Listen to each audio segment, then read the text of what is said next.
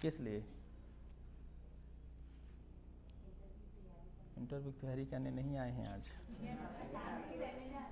आज इसलिए आए हैं कि अगला जो एपी होने वाला है उसकी क्या डिमांड है और आप उसे कैसे पूरा करेंगे।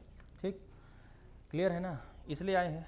तो पहले से ही इन्फॉर्म्ड है आप लोग कि इस टॉपिक पर बात करेंगे, हम लोग परिचर्चा करेंगे। क्या पहले से डिसाइड टॉपिक है, हम लोग परिचर्चा करेंगे कि अगला जो एपी आने वाला आ चुका है, जिसकी परीक्षा तिथि भी घोषित हो चुकी है, कितने तारीख? 1 जून। उसकी तैयारी में क्या क्या आपको लगना है, क्या क्या तैयारी करनी है, क्या क्या पढ़ना है, पेपर फर्स्ट क्या है, सेकंड क्या है, इसी बारे में आए हैं ना आप? फंडा क्लियर है? ठीक, तो देखिए, मतलब हमारा जो आज का विषय है, टारगेट है, वो एपी 2024 का बैच है। बाकी 28-30 तक में, जब तक में पूरा होगा तो होगा। ठीक है, बैच जो है वो किसका है? 24 का है। क्लियर? कुछ सब्जेक्ट आई हैं, कुछ सब्जेक्ट नहीं आई हैं, रुकी हैं। ठीक है, तो एक बार हम लोग ये देख लेते हैं कि कौन कौन से सब्जेक्ट में कितनी कितनी चीज़ें आई हुई हैं, कितने पोस्ट आए हुए हैं, तो उससे थोड़ा सा क्लियरिटी आ जाएगी बात करने पर। फिर आप लोग कुछ सवाल लेके आए होंगे, वो सवाल और हमारी टीम के कुछ सदस्य हैं, सब्जेक्ट के विशेषज्ञ हैं, उनसे मैं फिर मिलवा दूंगा और पेपर फर्स्ट को लेकर के मैं बात कर लूँगा। बाकी जो सब्जेक्ट एक्सपर्ट आज उपलब्ध हैं वो बात कर लेंगे।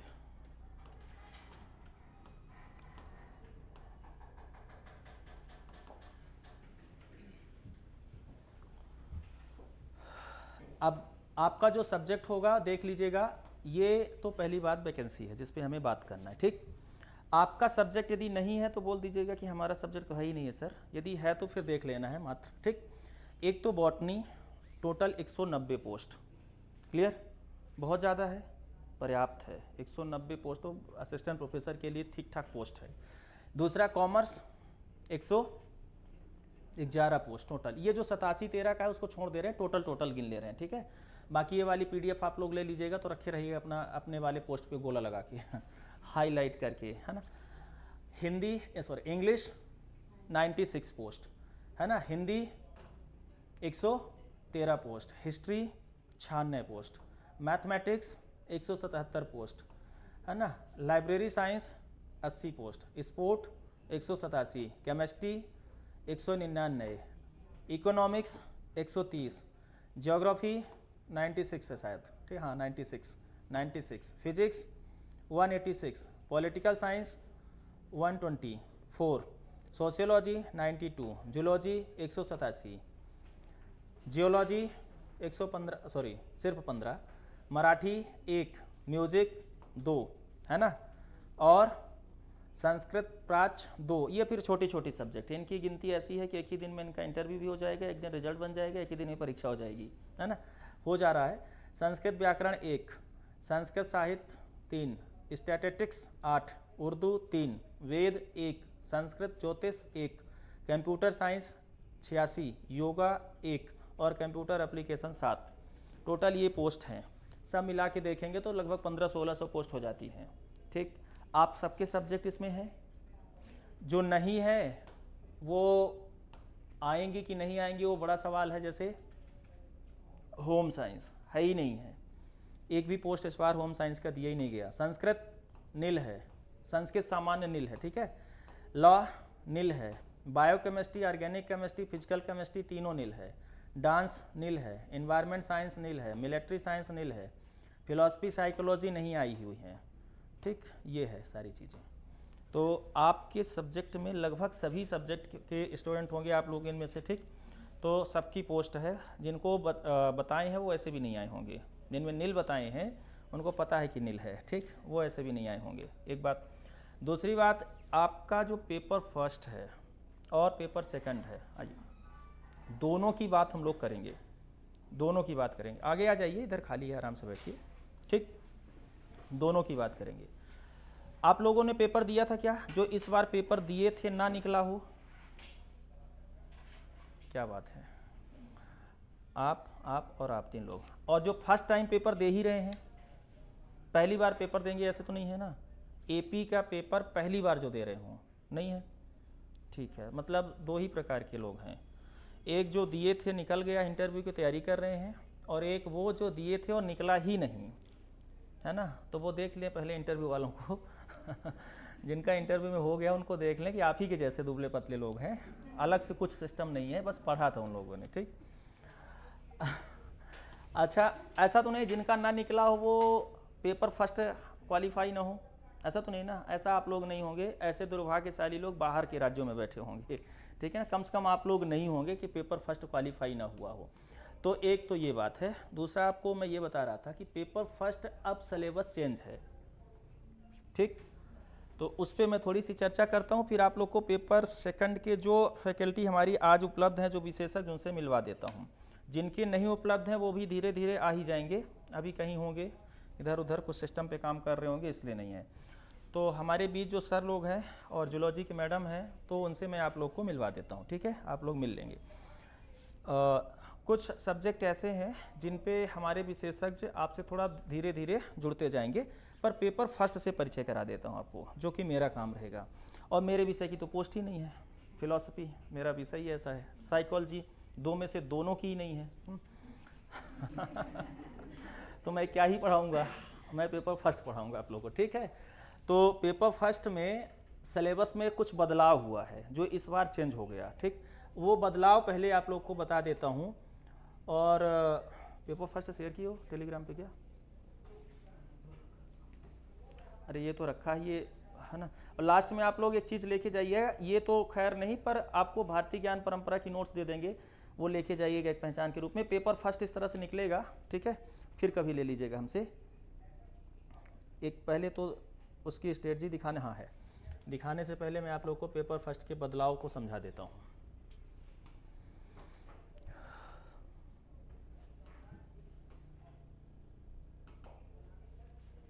आइए पहले यही समझ लेते हैं, पहला पड़ाव। सेकंड का अभी नया सिलेबस नहीं आया है, शायद आए भी नहीं, वही सिलेबस में एग्ज़ाम हो जाए, क्योंकि अब ऐसा उसमें कुछ है नहीं जो बदला जा सके। एमपी शामिल करना था नेट के सिलेबस के साथ तो कर लिया, एमपी वाला सिनेरियो जो शामिल करना था सभी सब्जेक्ट में वो उन्होंने कर लिया है पहले से। अब बदलेंगे भी तो क्या बदलेंगे, है ना। इसमें जो ये बदला गया है, और ये 22/2/2024 का नोटिफिकेशन है, आज का नहीं है, 22/2/2024 को ही बदल गया था। और उसमें कहा गया था कि आयोग द्वारा जनवरी 2024 से विज्ञापित विज्ञापनों के संदर्भ में आयोजित परीक्षाओं हेतु अनिवार्य विषय सामान्य अध्ययन खंड आ के पाठ्यक्रम के संबंध में, ठीक है, ये नोटिफिकेशन आया था कि जनवरी 2024 के बाद जो विज्ञापन आयोग देगा, ठीक, उसमें पेपर फर्स्ट अर्थात जो सामान्य खंड होगा वो उसके संबंध में। ये क्या कह रहे हैं कि पाठ्यक्रम जनवरी सन 2024 से विभिन्न परीक्षाओं हेतु प्रकाशित विज्ञापनों पर एतद द्वारा प्रभावशील होगा। ये आधार है मेरे कहने का कि सिलेबस जो है पेपर फर्स्ट का वो चेंज है। चेंज कुछ नहीं होना है, बस जनजाति जुड़ी है अलग से, ठीक है, उसको अपन देख लेंगे क्या है। तो अब जो विभिन्न विभागों की भर्ती परीक्षाएं, चाहे वो सहायक प्राध्यापक हो या अन्य जो 20-22 परीक्षाएं निकलती हैं छोटी छोटी पोस्ट की, वो जितनी भी परीक्षाएं हैं सब में जो खंड आ होगा, पेपर फर्स्ट होगा, वो अब ये होगा, ये खंड आ के नाम से होता है। आपका पाठ्यक्रम पहले कुछ और था, अब ये होगा क्या, एक तो मध्य प्रदेश का इतिहास जो आप पहले भी पढ़ रहे थे, क्लियर, मध्य प्रदेश का इतिहास, जिसके अंतर्गत मध्य प्रदेश का प्राचीन इतिहास, मध्यकालीन इतिहास, आधुनिक इतिहास, स्वतंत्रता आंदोलन, लेकिन ये नया पॉइंट एक मध्य प्रदेश का जनजातीय इतिहास एवं जनजातीय साहित्य, ये नया जोड़ा गया, ये नहीं था, ठीक है। जनजातीय कल्चर था पर जनजातीय इतिहास नहीं था, समझ पा रहे हैं क्या, ये नहीं था, मतलब ये सिलेबस में नया है। और जनजातीय साहित्य आपको नया पढ़ना है, मतलब इस पे आपको पूरा का पूरा पढ़ना है। आप लोग जानते हैं कि पीएससी सिविल सेवा वाले में भी एक यूनिट 10 के नाम से पूरा जनजाति जोड़ा गया, जनजाति संस्कृति जोड़ी गई, तो इसमें भी ला दिया गया है, ठीक। तो एक तो ये हो गया। इंग्लिश मीडियम वालों को इंग्लिश बताने की जरूरत तो नहीं है ना, नया जो जोड़ा गया एक tribal history and tribal literature of Madhya Pradesh, ठीक। उसके बाद मध्य प्रदेश का भूगोल, ज़्यादा इसमें कुछ नहीं, राज्य की भौगोलिक स्थिति तथा विस्तार, प्रमुख नदियाँ, पर्वत, जलवायु, मौसम, मिट्टी डायरेक्ट नहीं थी पहले, ठीक है, इस पर हमने बहुत बार काम किया है पेपर फर्स्ट पे, तो मुझे पता है उसमें डायरेक्ट मिट्टी नहीं थी उसमें, ठीक। तापमान, वर्षा, वनों के प्रकार ये सब थे, पर मिट्टी नहीं थी, मृदा छोड़ दिया था उस बार सिलेबस में, हाँ पढ़ा था लेकिन मृदा था नहीं, सिलेबस में लिखा ही नहीं था, मृदा नहीं लिखा था, ठीक।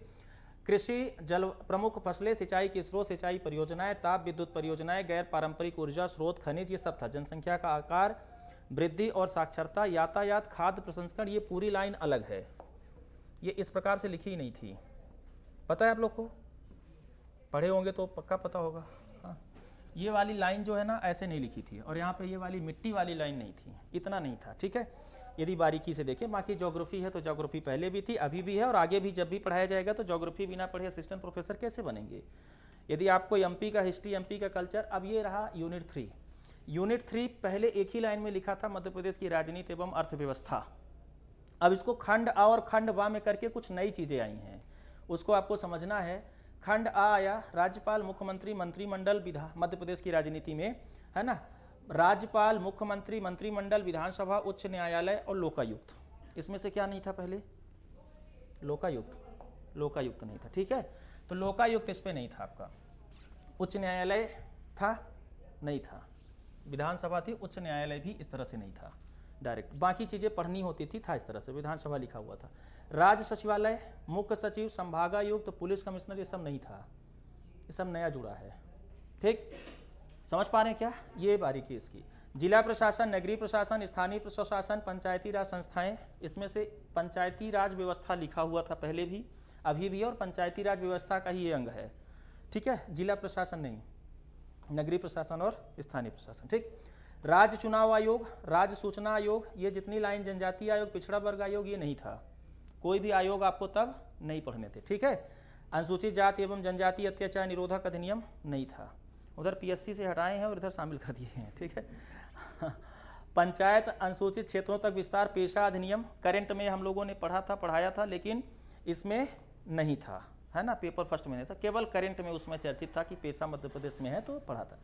पर्यावरण संरक्षण अधिनियम 1986 नहीं था। मध्य प्रदेश गौवंश वध प्रतिषेध अधिनियम 2004 नहीं था, ये नया है। मतलब ये सिलेबस में बहुत कुछ नया आया है। ये पूरा सिलेबस कितने अंक का होगा आपके पेपर में? 200 अंक का होगा, है ना, मतलब 50 प्रश्न आएंगे, 50 प्रश्न आएंगे, ठीक है। तो ये एक बात है। दूसरी बात है भाग वा, मतलब भाग आ जो है मध्य प्रदेश की राजनीति का, ये बहुत कुछ हो गया है, थोड़ा लेंदी हो गया है इसको, है ना। तो जिनका निकल गया हो इसी बार सिलेक्शन ले ले, ठीक है ना, नहीं तो ये भी सब पढ़ना पड़ेगा दोबारा। कोशिश करिए कि सिलेक्शन ले लीजिए, है ना। मध्य प्रदेश की अर्थव्यवस्था, मध्य प्रदेश की अर्थव्यवस्था का अवलोकन, इस तरह से तो कुछ लिखा नहीं था, है ना, बस आर्थिक विकास लिखा था मध्य प्रदेश का, मध्य प्रदेश का आर्थिक विकास लिखा था। अभी लिखा है मध्य प्रदेश की अर्थव्यवस्था का अवलोकन। मध्य प्रदेश में कृषि एवं ग्रामीण विकास की स्थिति, मध्य प्रदेश में औद्योगिक एवं आधारभूत ढांचे की संरचना का विकास, ये सब नया है। मध्य प्रदेश में शिक्षा, स्वास्थ्य, कौशल विकास की स्थिति, सतत विकास लक्ष्य, ये था। व्यावसायिक सुगमता एवं बहुआयामी गरीबी सूचकांक में मध्य प्रदेश की स्थिति, ये बिल्कुल इस प्रकार से सिलेबस नहीं था, ठीक है। अब इसमें नया है, सारी चीज़ें लगभग नई है, नए तरीके से पढ़ना पड़ेगा, ठीक। अलग चौथी यूनिट क्या है? ये 3 यूनिट हो गया। चौथी यूनिट में ये नया है, पहले क्या था? हाँ, आईसीटी का था, ठीक है। हाँ, तो मध्य प्रदेश की जनजातियां, मतलब पहले उसमें करंट डाला हुआ था और 5वीं यूनिट में आईसीटी डाला हुआ था, ऐसा था, ठीक है। तो मध्य प्रदेश में जनजातियां, मतलब मध्य प्रदेश की जनजातियां, विरासत, लोक संस्कृति, लोक साहित्य, है ना, मध्य प्रदेश के विशेष संदर्भ में, ये एकदम पूरा नया है, इसको पूरा पढ़ना है। मध्य प्रदेश में जनजातियों का भौगोलिक विस्तार, जनजातियों से संबंधित संवैधानिक प्रावधान, मध्य प्रदेश की प्रमुख जनजातियां, विशेष पिछड़ी जनजातियां, जनजाति पूरा, जनजाति के कल्याण के लिए योजनाएं, ठीक। मध्य प्रदेश की जनजाति संस्कृति, परंपराएं, विशिष्ट कलाएं, त्यौहार, उत्सव, भाषा, बोली, जनजातियों का भारत के स्वतंत्रता आंदोलन में योगदान। लगभग तीनों फेज में 2-2 प्रश्न जनजाति से तब भी आए हुए थे, नहीं था तब भी आए थे ना। हाँ हाँ, और वो एक पेपर हमने बनाया था 100 प्रश्नों का, उसी से सब फंसे थे। अभी भी वो अवेलेबल है, मिल जाएगा आप लोग को बाद में, ठीक है। एक हमने 100 प्रश्न बना के दिया था, एक यूनिट 10 के लिए बनाया था, वो उसी से सारे प्रश्न थे। बिदरी पूजा वगैरह जो आया था वो सब फंसा हुआ था, ठीक। तो जनजाति अच्छे से आनी है। मध्य प्रदेश की जनजातियों का भारत के स्वतंत्रता आंदोलन में योगदान एवं राज्य के प्रमुख जनजाति व्यक्तित्व। मध्य प्रदेश में जनजातियों से संबंधित प्रमुख संस्थान, संग्रहालय, प्रकाशन, ये सब, और लोक संस्कृति, लोक साहित्य अलग से, ठीक। ये हो गया आपका। बाकी ये पूरा है, चौथी यूनिट पूरा है। तीसरी यूनिट में आधा सिलेबस बदला हुआ है, और 5वीं यूनिट जो पेपर फर्स्ट की है, इसमें दो चीज़ें शामिल कर दी है ना, आईसीटी कर दिया है और करंट अफेयर्स खेल, तीन चीज़ें शामिल हो गई इसमें। पहले क्या था इसमें, करंट अफेयर्स और खेल था, है ना। अभी इसमें आपको अंतर्राष्ट्रीय, राष्ट्रीय और मध्य प्रदेश की महत्वपूर्ण समसामयिक घटनाएं तथा सूचना संचार प्रौद्योगिकी, आईसीटी इसमें कितना है, ये 2 पॉइंट इसमें आईसीटी का है, कंप्यूटर सूचना एवं संचार प्रौद्योगिकी और ई गवर्नेंस। पहले था, कोई दिक्कत नहीं, पढ़ना उतना ही है, प्रश्न कम आएंगे, है ना। Artificial intelligence, AI, machine learning, cloud computing, data science और इंटरनेट ऑफ थिंग्स का आधारभूत ज्ञान, ये होना चाहिए, ठीक। महत्वपूर्ण अंतर्राष्ट्रीय, राष्ट्रीय समसामयिक घटनाएं, मध्य प्रदेश की महत्वपूर्ण समसामयिक घटनाएं एवं जन कल्याणकारी योजना, ये थोड़ा सा यहाँ पे नया है ना। और मध्य प्रदेश के चर्चित व्यक्तित्व, तो महत्वपूर्ण स्थान, खेल नहीं है, लिखा नहीं है, करंट में पूछेंगे बस, क्लियर। तो यदि आप देखें पेपर फर्स्ट के सिलेबस को, तो लगभग आधी चीज़ें बदल चुकी हैं और अप्रोच बदल चुका है, क्लियर। अब आप लोग के क्या सवाल उठ रहे हैं, पहले सवाल सुन लेते हैं। सिलेबस का बदलाव एक पॉइंट था जिसे हमें डिस्कस करना था, वो हो गया, समझ गए हैं। तो सबसे पहले तो आप लोग ये सिलेबस अपने पास रखेंगे, ये वाला नहीं, अलग से, ठीक। दूसरा, कोई सवाल अभी आ रहा हो तो डिस्कस कर लें, फिर उस आधार पे बात करते हैं। क्यों बदला गया, पहला सवाल होना चाहिए, नहीं आया दिमाग में, हाँ, क्यों बदला। और ये सवाल मेरा आप लोग से है, बताएं। वो तो एमपी का पेपर ही है, होना ही था। वो तो आपका सेकंड पेपर भी एमपी ओरिएंटेड है पूरा, चाहे जो भी सब्जेक्ट हो, सेकंड पेपर भी एमपी ओरिएंटेड है, और मुझे लगता है होना भी चाहिए एमपी ओरिएंटेड। नहीं, ये सोच नहीं होती कि अदर स्टेट को बेनिफिट ना मिले सोच ये होती है, मतलब सरकार का, बिल्कुल एग्जैक्टली सोच ये वाली होती है, ठीक है ना। काम वही होता है जो आप कह रही हैं काम वही होता है, पर हर काम यदि जैसे कर रहे हैं वैसे ही कहें तो गलत है। सोच हमारी क्या है, आदर्श क्या है कि हमें मध्य प्रदेश में यदि पढ़ाना है तो मध्य प्रदेश के सिनेरियो का ज्ञान आपको होना चाहिए, ठीक। अब जिसको मध्य प्रदेश में आना है पढ़ाने के लिए, तो चाहे वो जिस भी राज्य के हों, पहले आए, मध्य प्रदेश को समझें, मध्य प्रदेश के कल्चर को समझे, भूगोल को समझे, इतिहास को समझे, है ना। मालवा समझे, निमाड़ समझे, मालवी समझे, निवाड़ी समझे, बघेली बुंदेली समझे, तब जाकर के मध्य प्रदेश में प्रोफेसर बनेंगे, ठीक। अब किसी दिन कोई लड़का जो है तो मालवी में किसी प्रोफेसर को गाली दे दिया समझ ही नहीं आ रहा है प्रोफेसर साहब को कि हो क्या रहा है, तो प्रोफेसर साहब को ये समझना पड़ेगा कि यहाँ पे एक्चुअली चल क्या रहा है, तो आपको कल्चर का ज्ञान होना बहुत ज़रूरी है। आइए, सिंपल सी बात इतनी है कि जब आप तैयारी कर रहे हैं तो उस तैयारी के दौरान ही आपको कल्चर का ज्ञान करा दिया जाए। अभी मान लीजिए इंटरव्यू चल रहा है, आप भी बैक बेंचर ही रहे हैं, ठीक है, बैठिए। तो अब इंटरव्यू में वो आपसे उत्तर प्रदेश वालों से पूछेंगे मध्य प्रदेशी, अब पूछना भी चाहिए, ठीक है। तो एमपी का सिनेरियो एक अलग है, यहाँ प्रोफेसर बनने के लिए जो क्वालिटी चाहिए और दिल्ली में जो प्रोफेसर बनने के लिए क्वालिटी चाहिए, दोनों में बहुत अंतर है। केरला में जो प्रोफेसर बनने के लिए एलिजिबिलिटी अलग चीज़ है, क्वालिटी की बात कर रहे हैं, है ना, वो अलग चीज़ है। और मध्य प्रदेश में पढ़ाने के लिए जो प्रोफेसर चाहिए वो अलग होने चाहिए। कैसे? मध्य प्रदेश एक तो ट्राइबल बहुल राज्य है, दूसरा गरीब राज्य है, अभी अभी गरीबी थोड़ा थोड़ा दूर हो रही है। इसके पहले इसको कुछ और राज्य के बीमारू राज्य की श्रेणी में था ये, तो एक बीमारू राज्य में पढ़ाने के लिए अच्छे डॉक्टर्स चाहिए, है ना। तो अभी स्थिति नहीं है बीमारू राज्य वाली, अभी तो ठीक है, कंडीशन ठीक ठाक है। लेकिन जिस संदर्भ में, जिस सिनेरियो में आप पढ़ा रहे हैं, मध्य प्रदेश को ही देख लीजिए, इंदौर में पढ़ाने के लिए और अलीराजपुर के किसी गांव के कॉलेज में पढ़ाने के लिए अलग सिनेरियो है एकदम, ठीक। तो वो भी 4-5 हिस्सों में बटा है, पर कम से कम इतना तो ध्यान में रखना पड़ेगा कि एमपी आना चाहिए आपसे, ठीक। और उसी लिए आपके पेपर सेकंड में भी जहां संभव हो सका है ना, कम से कम कहीं नहीं हो सका तो लास्ट की 10वीं यूनिट तो हो ही सकता था, जोड़ दिया गया, जो पढ़ो एमपी, है ना। अब इससे क्या है, सर लोग को बुलाना, उसके बाद आप आ जाना, ठीक है ना। हाँ, है क्या कि उससे एक अच्छी जो बात होने वाली है कि जो आप पढ़ाएंगे, भारतीय ज्ञान परंपरा पढ़ाएंगे या जो भी कुछ पढ़ाएंगे आप, तो उसमें मध्य प्रदेश का योगदान आपको पहले से पता होगा। अब सोचिए कितनी कंडीशन बुरी थी, आप मध्य प्रदेश जीके पढ़ते हैं, ठीक, मध्य प्रदेश जीके पढ़ते हैं, लेकिन प्रोफेसर कॉलेज में है ही नहीं है मध्य प्रदेश जीके की, क्या है, क्या मध्य प्रदेश जीके पढ़ा देने वाले प्रोफेसर है नहीं। यदि ये सिलेबस में एमपी ना जोड़े और जा करके आप अपने प्रोफेसर से पूछिए सर मध्य प्रदेश की राजनीति पढ़ना है, तो प्रोफेसर कहेंगे हमारे सिलेबस में तो कभी था ही नहीं। मध्य प्रदेश का भूगोल पढ़ना है तो भूगोल तो पढ़ा रहे हैं, विश्व का भूगोल पढ़ा रहे हैं, भारत का भूगोल पढ़ा रहे हैं, उनसे कहिए कि मध्य प्रदेश का भूगोल पढ़ना है तो ज़्यादा से ज़्यादा दक्कन का पठार ही पढ़ा पाएंगे, उससे ज़्यादा नहीं पढ़ा पाएंगे, है ना। या तो गोंडवाना लैंड पढ़ा पाएंगे, दो ही चीज़ पढ़ा पाएंगे तब के प्रोफेसर। जब एमपी नहीं पढ़ रहे थे तब के प्रोफेसर। आज जब आप लोग पढ़ के जाएंगे अपने भूगोल के सेक्शन में, मान लीजिए भूगोल की चर्चा कर रहा हूँ, तो भूगोल के सेक्शन में मध्य प्रदेश का भी भूगोल जुड़ गया 10वीं यूनिट में। तो अब जो मध्य प्रदेश में प्रोफेसर बैठे होंगे तो वो मध्य प्रदेश का भूगोल भी पढ़ के बैठे होंगे, और ये शुरुआत 2022 से ही हो रही है। इसके पहले वाले सिलेबस में भी नहीं था, 17 वाले सिलेबस में नहीं था। तो 17 वाले प्रोफेसर जो मध्य प्रदेश का भूगोल नहीं पढ़ के गए हैं, तो भूगोल के प्रोफेसर से आप पूछेंगे तो नहीं पढ़ा पाएंगे। तो एक अच्छी बात ये होगी कि एमपी जीके के अलग अलग टीचर्स निकल कर आएंगे। मध्य प्रदेश जीके के भूगोल के टीचर, मध्य प्रदेश जीके में इतिहास के टीचर निकल कर आएंगे। इतिहास वाले टीचर से विश्व इतिहास पढ़ाएंगे, वो भारत का इतिहास भी पढ़ा देंगे आपको, लेकिन मध्य प्रदेश का इतिहास पे नहीं पढ़ाएंगे। इतिहास वाले अभी के जो प्रोफेसर हैं उनकी बात कर रहे हैं। तो एक तो ये कमी थी, इस कमी को पूरा करना था तो सभी सब्जेक्ट के साथ एमपी जोड़ दिया गया, एमपी का सिनेरियो जोड़ दिया। ठीक, दूसरा इसमें जो चीज़ें शामिल की गई हैं, तो जितनी भी चीज़ें हैं वो कॉमन है, वो सबके लिए। यदि कहीं जोड़ पाना संभव नहीं है तो इसको तब अलग से पढ़ लीजिए।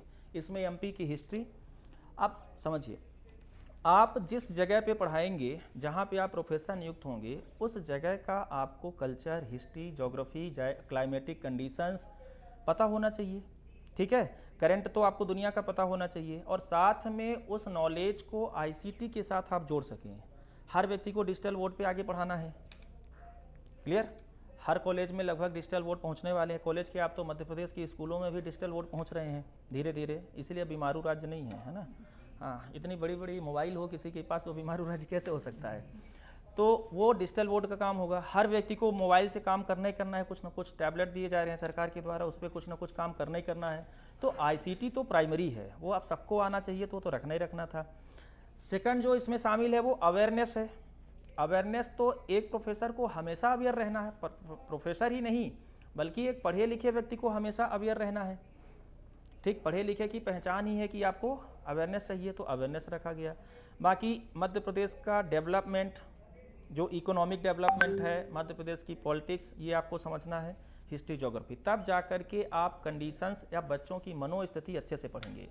इतिहास क्यों पढ़ाते हैं भाई, इतिहास वाले बता सकते हैं। इतिहास का ज्ञान इसलिए ताकि हम वर्तमान के समस्याओं का संदर्भ ले सकें और सल्यूशन ढूंढ सकें। तो आपको एमपी की हिस्ट्री यदि पढ़ा दी जाए तो तब तो पता होगा ना कि मध्य प्रदेश पहले छत्तीसगढ़ के साथ था, या पहले यहाँ गोंडवाना लैंड था, या पहले यहाँ इस क्षेत्र पे इस वंश के शासकों ने शासन किया है। तो ये सब कॉमन जानकारी आपको होनी चाहिए, वो भी ठीक ठाक नंबर पे है। 200 अंक कम नहीं होते किसी परीक्षा पे, है ना, निर्धारक हो जाते हैं कई बार आपके सिलेक्शन का। मान लीजिए 200 में आपको 40 प्रश्न सही हो जाए, 160 अंक मिल जाए, मिला है किसी को? नहीं मिला। वही तो कह रहे हैं कि बहुत सारे लोग, अब क्या है कि पहले एक अच्छी बात है जो ये कह रही थी कि मध्य प्रदेश के लोग, बाहर के लोग ना प्रवेश कर पाए राज्य पे, वो उन्होंने सिलेबस से ही कर लिया। फर्स्ट सेकंड पेपर के सिलेबस से नहीं, मतलब सॉरी, सिलेबस से और साथ में पेपर से। एमपी का पेपर जो है तो बीएचयू से लोग पढ़कर आए, डीयू से पढ़कर आए, सॉल्व करने 4 बार नेट क्वालिफाई थे, जेआरएफ क्वालिफाई थे। सर हम तो 4 बार नेट क्वालिफाई थे, पेपर समझ ही नहीं आया। वो फ़ोन लगा के बनारसी से कह रहे हैं साहब कि सर हम तो 4 बार नेट क्वालिफाई थे, सोच रहे थे कि अच्छा जाएगा, पेपर समझ ही नहीं आया क्या हो रहा है। हम कहें ये मध्य प्रदेश है भाई, आपको बहुत हाई नहीं ले जाएंगे, छोटे छोटे पे ही गिरा के रखेंगे, ले ही नहीं जाना है हाई। कठिन सवाल नहीं आएंगे, छोटे छोटे सवाल आएंगे, वही नहीं फंसेंगे। बाउंसर नहीं होते हैं, ये पैर के नीचे से निकल जाने वाली बॉल होती है इनके प्रश्न जो होते हैं। कैंसिल ही नहीं कर पा रहे हैं 2 विकल्प, 2 तो आप हटा दे रहे हो, 2 ही नहीं कैंसिल कर पा रहे हो। तो इनका जो प्रश्न पत्र है ना, चाहे वो सिविल सर्विसेज का एमपी, एक अच्छी बात है ये एमपीपीएससी के साथ, चाहे सिविल सर्विसेज वाला पेपर हो, चाहे ये वाला पेपर हो, चाहे अदर कोई पेपर हो, ये 2 विकल्प इतना करीब से रखते हैं कि आप पूरे माथा पच्ची कर डालोगे नहीं, फिर वही बताएंगे कि ये वाला सही होगा, है ना। फिर आप ढूंढते रहो, रेफरेंस नहीं मिलने वाला है, ढूंढते रहो। हम लोगों ने लगातार 7-8 दिन तक रेफरेंस ढूंढा, कहीं मिल ही नहीं रहा है, कुछ प्रश्नों के रेफरेंस आज तक नहीं मिले। एक वो कोई लेखक का नाम पूछा था, आज तक मैं रेफरेंस ढूंढ रहा हूँ कि आया कहाँ से है किसी टीचर को नहीं पता, पढ़ाने वाले चाहे जितना कुछ पढ़ा रहे हो किसी को पता ही नहीं है। तो कुछ प्रश्न तो आयोग के पास ऐसे भी रखे हुए हैं।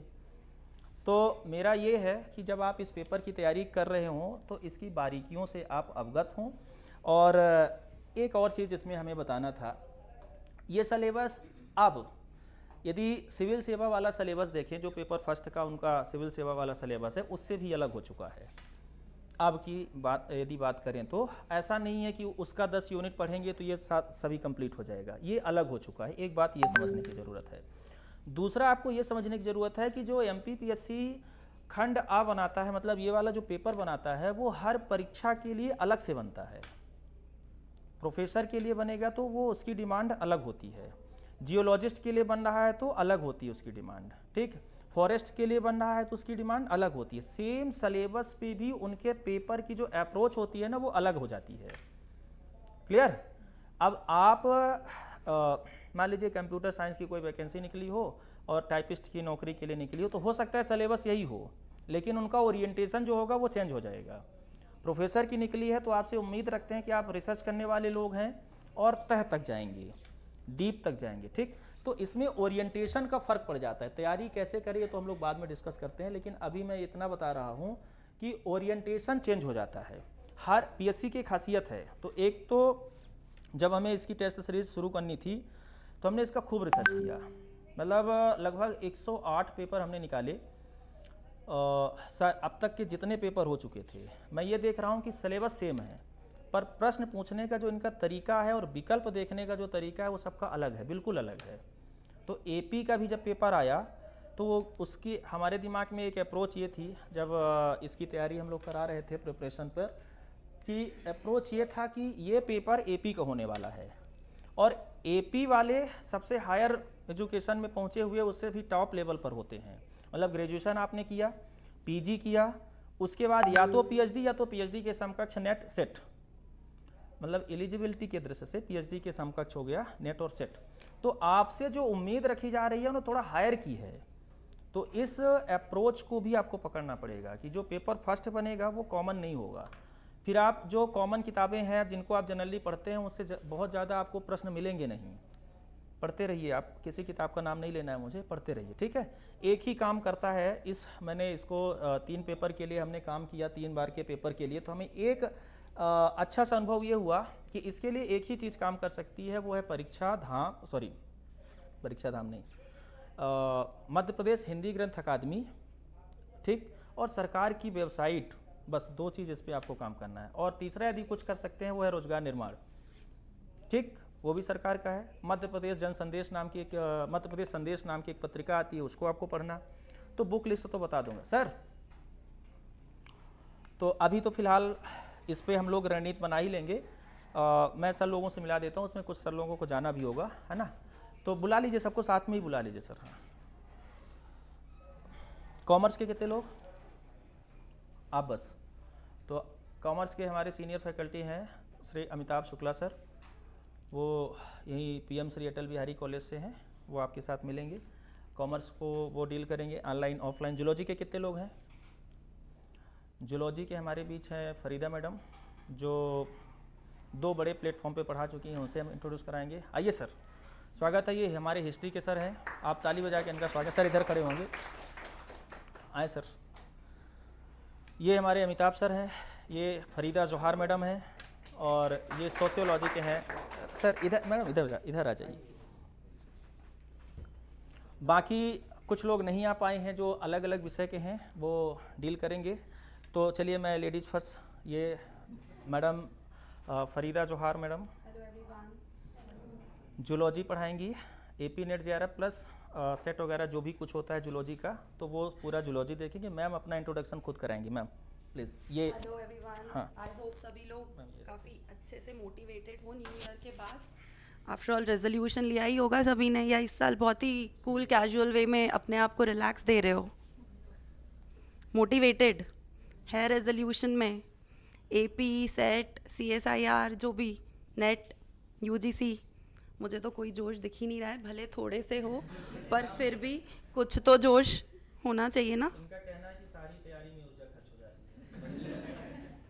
हाँ ये भी बात है, शाम हो गई है, ठंड है, कौन इतना टेंशन ले, अभी नोटिफिकेशन भी नहीं आया है, डेट नहीं है, राइट? नहीं, डेट आ गई है, डेट इनकी आ गई है, डेट इनकी आ गई है। ओके, आ चुकी है डेट, नाइस 1 नाइस। जून को इनका सबका पेपर है, लिखित रूप में, है ना। व्यवहारिक में 1 जून 2026 होगा, कब होगा पता नहीं, पर लिखित रूप से 1 जून 2025 का आपका पेपर है। लिखित को ज़्यादा मानते हैं कि व्यवहारिकता को?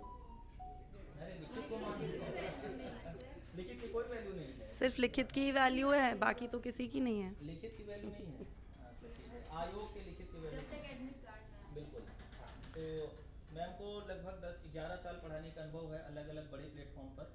ठीक, किसी प्लेटफॉर्म का नाम यहाँ नहीं लेते मैम, बाकी ये लोग धीरे धीरे सर्च कर लेंगे, जान लेंगे। ठीक है, मेरा नाम है पूरा फरीदा जौहर बंदूकवाला, और मेरा जो पूरा एजुकेशन है वो बायोटेक्नोलॉजी से रहा है। Graduation, post graduation, MPhil and then PhD सभी बायोटेक्नोलॉजी में है। और काफ़ी सालों से मैं CSIR लाइफ साइंसेस पढ़ा रही हूँ, और AP में मैं जूलॉजी सब्जेक्ट पढ़ाऊँगी। ठीक है, ताली बजाया करो यार। इंट्रोडक्शन सिखाया हूँ कि इंट्रोडक्शन सर हमारे से। चलिए, थैंक यू। ठीक है, ताली मत बजाइए आप सर, जो कष्ट कर रहे हैं आप मत करिए। अरे नहीं, करने आप दीजिए, ऊर्जा एनर्जी ऊर्जा नहीं हमारे आती लिए सर। बजा के हमारे लिए टाइम पे आप अपनी ऊर्जा संरक्षित कर लीजिए भाई। चलिए, सर, इसको लगा नहीं रहे। नीलपाल सिंह सर हैं, ये हिस्ट्री के बारे में, हिस्ट्री से सर इसको लगा ही लीजिए। हम लगा लें इसको? हाँ हाँ ठीक है। ठीक है। हिस्ट्री डील करेंगे, काफ़ी एनर्जेटिक और काफ़ी डीप से हिस्ट्री पढ़ने पढ़ाने का शौक रखते हैं सर, खूब रिसर्च किया है सर। थोड़ा अपने बारे में हाँ। आप खुद ही बेहतर बता पाएंगे, है ना। दूसरा कोई इंट्रोड्यूस कराएगा तो तो- वो सब नहीं बता पाएगा जो बताना चाह रहे हैं। हाँ सर। इतिहास 4-5 साल से पढ़ा रहे हैं। एक्चुअली में हम इतिहास 10वीं के बाद से ही पढ़ रहे हैं, क्योंकि हमारा जो बैकग्राउंड था वो आर्ट ही था। आर्ट इसलिए था कि 10वीं में बहुत कम पढ़े थे हम, तो इसलिए दूसरा सब्जेक्ट मिला नहीं, इसलिए हमको स्कूल वालों ने आर्ट ही दे दिया। वो उसमें इतिहास था, तो एक पुरुषोत्तम सर थे, तो मध्य प्रदेश की एक किताब आती है शिवलाल की किताब, तो आपने पढ़ी होगी।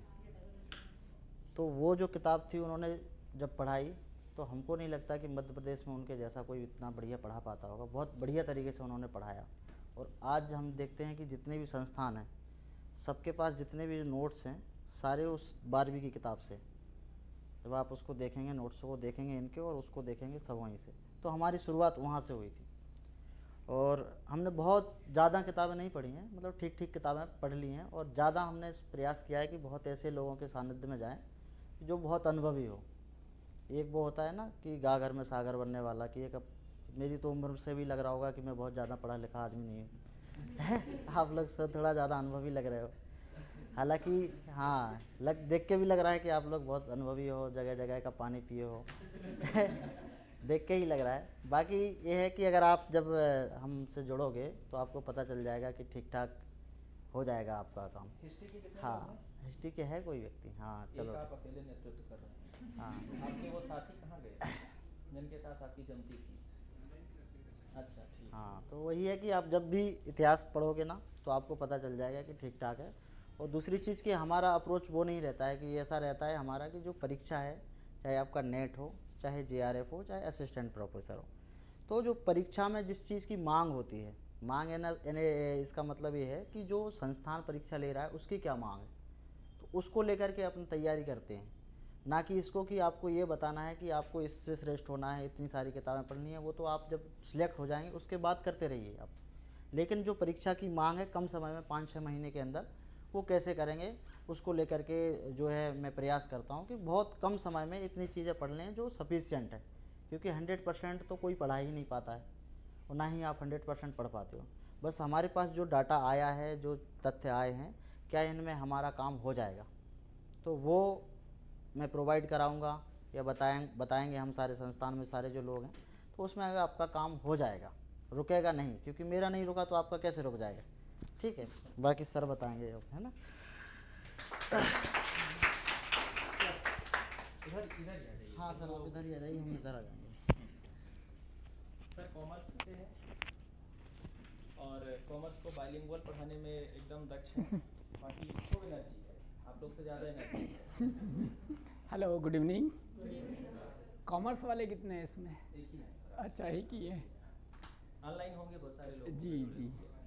तो अभी अपन सबने जो पढ़ाई की है उसमें अपनी अप्रोच थोड़ी अलग रहती है। ग्रेजुएशन हो जाए, पोस्ट ग्रेजुएशन हो जाए, अच्छे मार्क्स आ जाए, अब इससे थोड़ा और आगे बढ़ना है। अब जो अपन एग्ज़ाम्स की जो पढ़ाई कर रहे हैं उसमें कंसेप्चुअल बेस्ड बातें ज़्यादा रहेगी। आंसर टैली होना इतना इम्पोर्टेंट नहीं है, इतना उसमें कंपैरेटिवली कि आंसर आया कैसे या उसको आंसर तक कैसे पहुंचा जा सकता है। स्पेशली में कॉमर्स या टैक्सेशन की बात करते हैं तो पढ़ने का जो तो तरीका रहेगा थोड़ा गहराई लिए हुए रहेगा। पढ़ना वही सब कुछ है जो ग्रेजुएशन में पढ़ा है, पोस्ट ग्रेजुएशन में पढ़ा है या MBA के दौरान पढ़ा है। क्लियर? पॉइंट नंबर नेक्स्ट, उसमें कैसे पढ़ना है? A से Z तक पढ़ना है। आपसे Z पर क्वेश्चन पूछा गया है तो उसको A से रिलेटेड करके आंसर देना है या लिखना है, तो अपन अन्य लोगों से एक्सेल कर पाएंगे।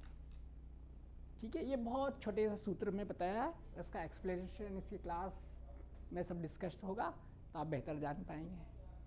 और लगभग करीब 25-26 वर्षों से मैं कॉमर्स के CA बच्चों को CS, MBA, BCom आदि क्लासेस पढ़ाते रहा हूँ और अभी भी रोज़ पढ़ता हूँ तभी आपको पढ़ा पाता हूँ। ठीक, थैंक यू। धन्यवाद सर। और सोशियोलॉजी के कितने लोग हैं? सोशियोलॉजी, सोशल वर्क कोई नहीं? आज आप हैं। सोशियोलॉजी के सर हमारे साथ हैं राजीव सर, 11 ईयर एक्सपीरियंस है पढ़ाने का, हमारे साथ इंटरव्यू बोर्ड पे भी सहभागी हैं, सर भी सहभागी हैं। और सर अपना इंट्रोडक्शन खुद ही कराएंगे। सर रिसर्च पे काफ़ी बातें करते हैं। हेलो, कैसे हैं आप लोग?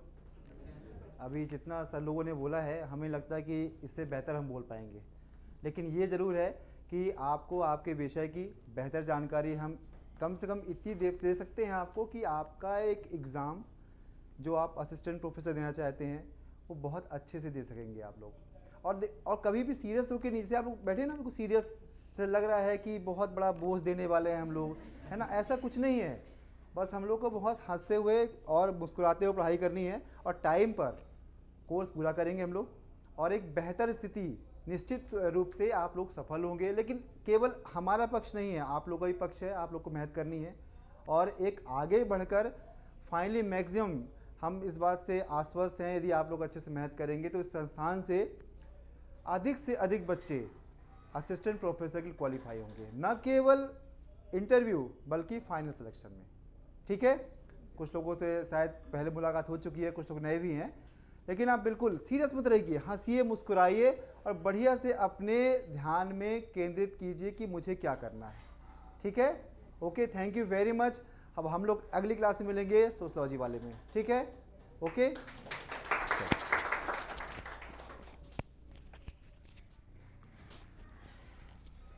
सर मेरी तो सब्जेक्ट है ही नहीं है तो मैं ही क्या इंट्रोडक्शन दूं, बस थोड़ा सा बता देता हूं आपको। पेपर फर्स्ट डील करेंगे अपन अच्छे से। ठीक है, पेपर फर्स्ट पे इतना अच्छा हमने किया है कि वो आपको रिजल्ट के तौर पर दिखेगा। हमारे टेस्ट सीरीज मात्र से कई लोगों को 35 नंबर भी आए हैं, मतलब 35 क्वेश्चन सही हुए टेस्ट सीरीज मात्र से। ठीक है, हाँ आ जाइए सर, रोहित सर से परिचय कराते हैं आप लोग का। प्रशांत सर किधर है? प्रशांत सर को भी बुला लीजिए। तो ये हमारे रोहित सर हैं और ज्योग्राफी एक्सपर्ट हैं। PSC सिविल सेवा में नेट में भी सर का सहयोग रहेगा ज्योग्राफी पे, और बाकी बहुत सारी चीज़ें देख रहे हैं सर, आजकल इंटरव्यू देख रहे हैं आयोग के सामने, है ना? तो सर अपना introduction sir self. Hello everyone, कैसे है सभी?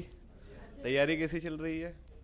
अच्छी चल रही है क्या? बहुत अच्छी चल रही है तो आप सभी तो देख ही रहे हैं किस प्रकार से सिनेरियो चल रहा है। तो इस हिसाब से क्या, देखिए मैं सबसे ज़्यादा बिलीव करता हूँ डार्विन की theory, survival of the fittest. तो यदि आप फिट रहेंगे तो आप सर्वाइव कर जाएंगे। कोई मोटिवेशन कुछ भी काम नहीं करता, सिर्फ ये लाइन यदि आप रखेंगे सर्वाइवल ऑफ द फिटेस्ट, तो आप ज़रूर सर्वाइव कर पाएंगे और ज़रूर अपना जो गोल है उसको फुलफिल कर पाएंगे। तो इसीलिए कोशिश यही करें कि हमेशा अपना बेस्ट दें, है ना? और हम लोग सब हैं आपके साथ हमेशा, आपकी तैयारी के लिए, आपकी तैयारी के दौरान और सिलेक्शन के बाद भी यदि कोई ज़रूरत पड़ती है तब भी हम आपके साथ हैं। ठीक है, ठीक है। तो आप तो सर स्ट्रेस रहता है लाइफ में? हाँ सर, स्ट्रेस मैनेजमेंट भी कर सकते, एक थोड़ा सा स्ट्रेस मैनेजमेंट भी हम कर सकते हैं। सिलेक्शन के बाद स्ट्रेस रहता है भाई, है ना? बिल्कुल। अभी अलग टाइप का स्ट्रेस है, उसके बाद अलग टाइप का स्ट्रेस रहता है। तो आप सब लोग बिल्कुल प्रयास करें, ज़्यादा से ज़्यादा अपनी मेहनत अपनी पढ़ाई पर फोकस करें, क्योंकि देखिए बहुत कम समय में आप बहुत अच्छी जगह पहुंच सकते हैं। सन 2025 है, एक बहुत अच्छा मौका लेकर आया हम सब लोगों के लिए। तो हम चाहते हैं कि हम सब लोग उस मुकाम पर पहुंचे जिसके लिए हमने सपने देखे हैं, हमारे पेरेंट्स ने सपने देखे हैं। तो इसी के लिए आज हम सब लोग एकत्रित हुए हैं कि ताकि आप लोगों के जो गोल है, आप लोगों के जो सपने हैं, उसको कहीं ना कहीं हम लोग एक दिशा दे सकें, एक मार्गदर्शन हम सर के नेतृत्व में आपका कर सकें। बाकी पूरे सहयोग के लिए श्री सुंदरम की टीम आपके लिए है बिल्कुल। बस एक दो लाइन है मेरी कि मैं हमेशा बोलता हूँ कि हो गई है पीर पर्वत सी अब पिघलनी चाहिए और इस हिमालय से कोई गंगा निकलनी चाहिए। ठीक है, तो बिल्कुल सब लोग बिल्कुल तैयारी करें sir. Thank you very much. किसान सर को भेजिएगा सर, है ना? सर का भी करवा देते हैं इंट्रोडक्शन। अब मेरी एक बात ये नहीं समझ में आई कि आप लोग हैं किस सब्जेक्ट के? हर सब्जेक्ट में एक दो लोग हैं। हाँ, आप दो लोग पॉलिटिकल साइंस के, आप बॉटनी, आप सोशियोलॉजी। तो अभी सर पूछ रहे थे तो आपने हाथ उठाया था। अच्छा, उठाया। आप कॉमर्स, आप लोग का तो जानता हूँ। आप पॉलिटिकल साइंस, अच्छा। आप भी पॉलिटिकल साइंस? इतने सारे पॉलिटिकल साइंस के हैं, क्यों भाई? हाँ, नहीं, पॉलिटिकल साइंस एक्सपर्ट हैं। अभी चल रही है एक्चुअली नेट की पेपर, ठीक है? तो बहुत सारे लोग जो हैं वो नेट के पेपर के बाद आपसे मिलेंगे, ठीक है? और ये सेमिनार हमने बिना ये दिमाग लगाए कि नेट का पेपर भी है कर दिया था, तो उसका थोड़ा सा खामियाजा भी भुगतना पड़ रहा है हमें। खैर वो बात की बात है, ठीक है? आप भाई साहब ज्योग्राफी, ठीक है। आप भी पॉलिटिकल साइंस के हैं, क्या बात है। और आपका इकोनॉमिक्स, अच्छा। इकोनॉमिक्स वाले सर पासपोर्ट ऑफिस में फंसे हैं, आ रहे हैं, अभी आते हैं, ठीक। हाँ, पासपोर्ट ऑफिस में फंसे हैं। तो हमने कहा कि पढ़ाने से पहले सर विदेश जाने का प्लान है क्या? बोले नहीं सर, बस बनवा के रखना है, तो आते होंगे ही, ठीक है? इकोनॉमिक्स वाले सर हैं, ठीक। जूलॉजी का भी कोई नहीं? आप जूलॉजी की हैं, ठीक है? जूलॉजी की हैं, ठीक है। तो ठीक है, जूलॉजी के लिए आप मैडम है ही हैं साथ में, है ना? बाकी जो ऑनलाइन वाले हैं उनका कमेंट की तरफ से बताते रहेंगे, देखेंगे नहीं अभी, आप लोग बता दीजिए, बाद में देख लेंगे, ठीक। अभी कुछ मुद्दे हैं जिनको डिस्कस करना है आपके साथ, फिर बात करते हैं, ठीक है? आप लोग के कुछ सवाल हो तो हमारे टीचर्स फैकल्टीज से तो बात कर लेते हैं, नहीं तो फिर मैं अभी खड़ा हूँ कुछ देर के लिए। सवाल रहते ही कहाँ आपके? सवाल ही जरूरी होता है। सवाल होते ही नहीं है सर, सवाल होते ही नहीं है। अगर आपको सवाल पूछना नहीं आता तो फिर आगे कैसे काम? ये रोज़ बोलता हूँ मैं, हाँ। अंतरराष्ट्रीय और राष्ट्रीय मुद्दा दिया, लेकिन उतना टॉपिक को ये टच नहीं करेगा। एक प्रश्न तो आ ही जाएगा, एक प्रश्न तो आ ही जाएगा। नेशनल लेवल से आया होता तो वो मतलब कि आया। देखिए, टॉपिक दे दिए, अब हर टॉपिक से प्रश्न आए ये ज़रूरी नहीं है, ये तो सब लोग जानते हैं ना। हर टॉपिक से प्रश्न आएगा तो पता नहीं कितने प्रश्न बनाने पड़ेंगे, 50 ही तो पूछना है ना? पर बैलेंस ये रहेगा, बैलेंस की जहाँ तक बात है कि जनरली 5 यूनिट दी गई है, तो हर यूनिट से 10-10 सवाल का सिनेरियो रहता है, मतलब उनका रेशियो रहता है। अब वो 10 सवाल कौन से टॉपिक से हो जाएंगे ये अभी किसी को पता नहीं रहता, और यदि यही पता हो जाए तो फिर तो काम ही बन गया, है ना? छोड़ दे अंतर्राष्ट्रीय घटनाक्रम ना पढ़ें, लेकिन पढ़ना होता है। अंतर्राष्ट्रीय घटनाक्रम वो जो सबसे ज़्यादा रिलेवेंट हो, वो जो सबसे ज़्यादा चर्चित हुआ हो, उससे प्रश्न बनते हैं, और वो पढ़ना भी चाहिए। देखिए, सिलेबस किस लिए डिसाइड किया जाता है? आप लोग एनसीएफ जानते हैं? एनसीएफ नेशनल करिकुलम फ्रेमवर्क, है ना? वो काम करती है भारत में सिलेबस डिसाइड करने का स्कूल एजुकेशन के लिए। किस लिए डिसाइड करती है? समग्र विकास के लिए, ताकि आपका जो विकास हो, बच्चे का जो विकास हो, वो मल्टी डायमेंशनल विकास हो।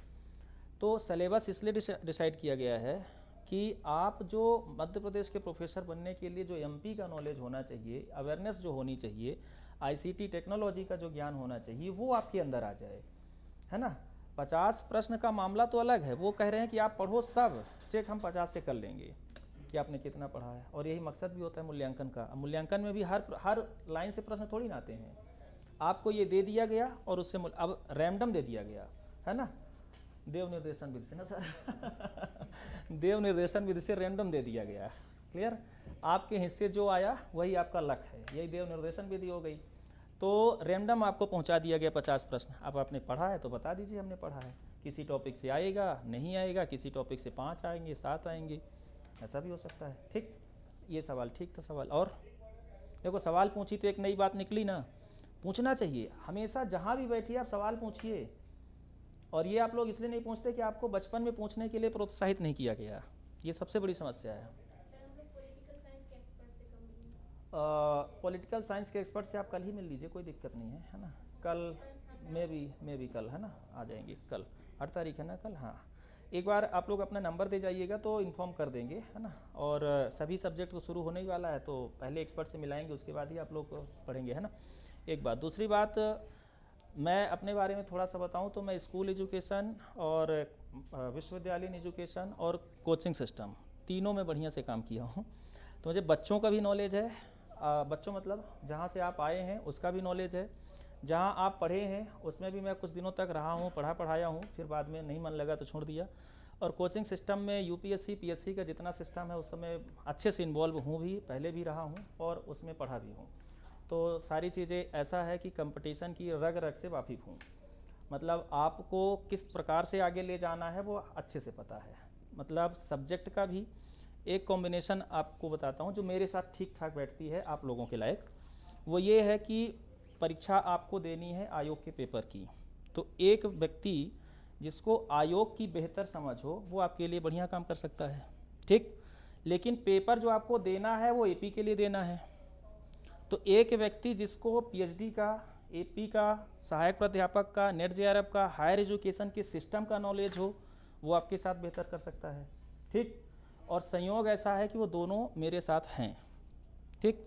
तो पेपर फर्स्ट में कई बार एकदम हूबहू प्रश्न जो हम बनाते हैं वो सीधे फंसते हुए हैं, ठीक। प्रशांत सर हमारे साथ हैं, प्रशांत सर से मिला देता हूँ। प्रशांत सर हमारे साथ करेंट अफेयर्स पढ़ाते हैं सर, एमपीजीके का कुछ सेक्शन आप लोग के साथ, सिविल सेवा में एमपीजीके सर देखते हैं और करेंट अफेयर्स। तो सर प्रशांत सर अपना इंट्रोडक्शन सर खुद कराएंगे। सभी को नमस्कार सर।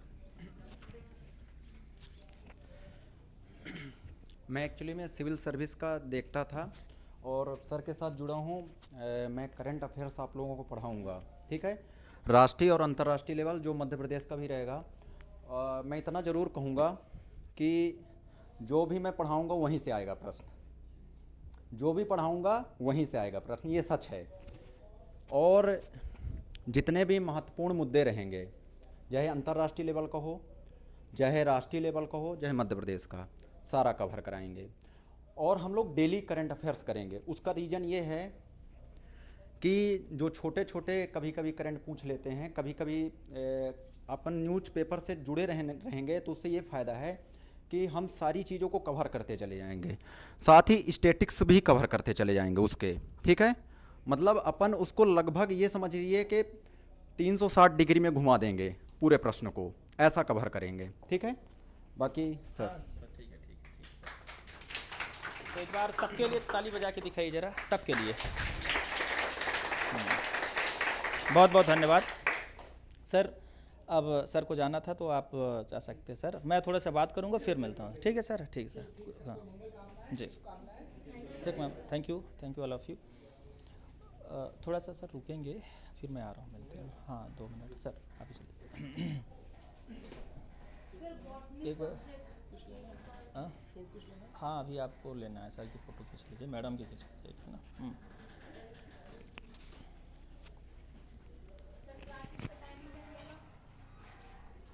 ऑफलाइन क्लास कि online class? Online class, offline class दोनों का शेड्यूल जो है वो 1-2 दिन में आपको मिल जाएगा। अभी आज थोड़ा सा 1-2 दिन का टाइम लेंगे अभी, ठीक है। नेट वाले भी खाली हो जाएं, तब तक धीरे धीरे शुरू करते हैं, ठीक। पेपर फर्स्ट शुरू करते हैं धीरे से। बाकी जूलॉजी लगभग शुरू ही है ना। जूलॉजी का आपका इंट्रोडक्शन वीडियो मिलेगा अभी, हिस्ट्री का मिल जाएगा। बाकी पॉलिटिकल साइंस, बॉटनी का पूछ रही थी, बॉटनी का, पॉलिटिकल साइंस का जो है वो फैकल्टीज़ फाइनल हैं, उनका आना शेष है। वो आ जाए तो मैं जल्दी ही मिला देता हूँ, ठीक है। और इंग्लिश को लेकर भी प्लान है भाई, क्यों परेशान हो? आज वो सोच रहे हैं कि सब विषय की बात हो गई, इंग्लिश की बात नहीं हो रही। इंग्लिश कल परसों से 9 तारीख से इंग्लिश का इंटरव्यू वाला भी सेक्शन और ये वाला भी सेक्शन दोनों साथ साथ चलना है, ठीक है। और किसी का कुछ पेपर, हाँ कल से शुरू करते हैं। पेपर फर्स्ट तो कल से शुरू कर रहे हैं, ठीक है। अब इस पेपर फर्स्ट छोड़िए, मैं पूरी स्ट्रेटजी आपको बताता हूँ जिसके लिए बुलाया गया, कि एक बार इंट्रोडक्शन हो जाए आपका। किसी मतलब आप लोग सवाल कम पूछते हैं, संतुष्ट हो गए हैं क्या इस संसार से? हाँ नहीं, मैं ये देखता हूँ क्लास बस में इतना कम सवाल पूछते हैं कि बाहर भी ऐसे रहते हैं एकदम गुमसुम से, कुछ पूछना नहीं है, कुछ बोलना नहीं है, कुछ बताना, ऐसे रहते हैं क्या? किस में? हाँ वही बताना है, मैं वही बता जा रहा हूँ, वही बता दो। देखो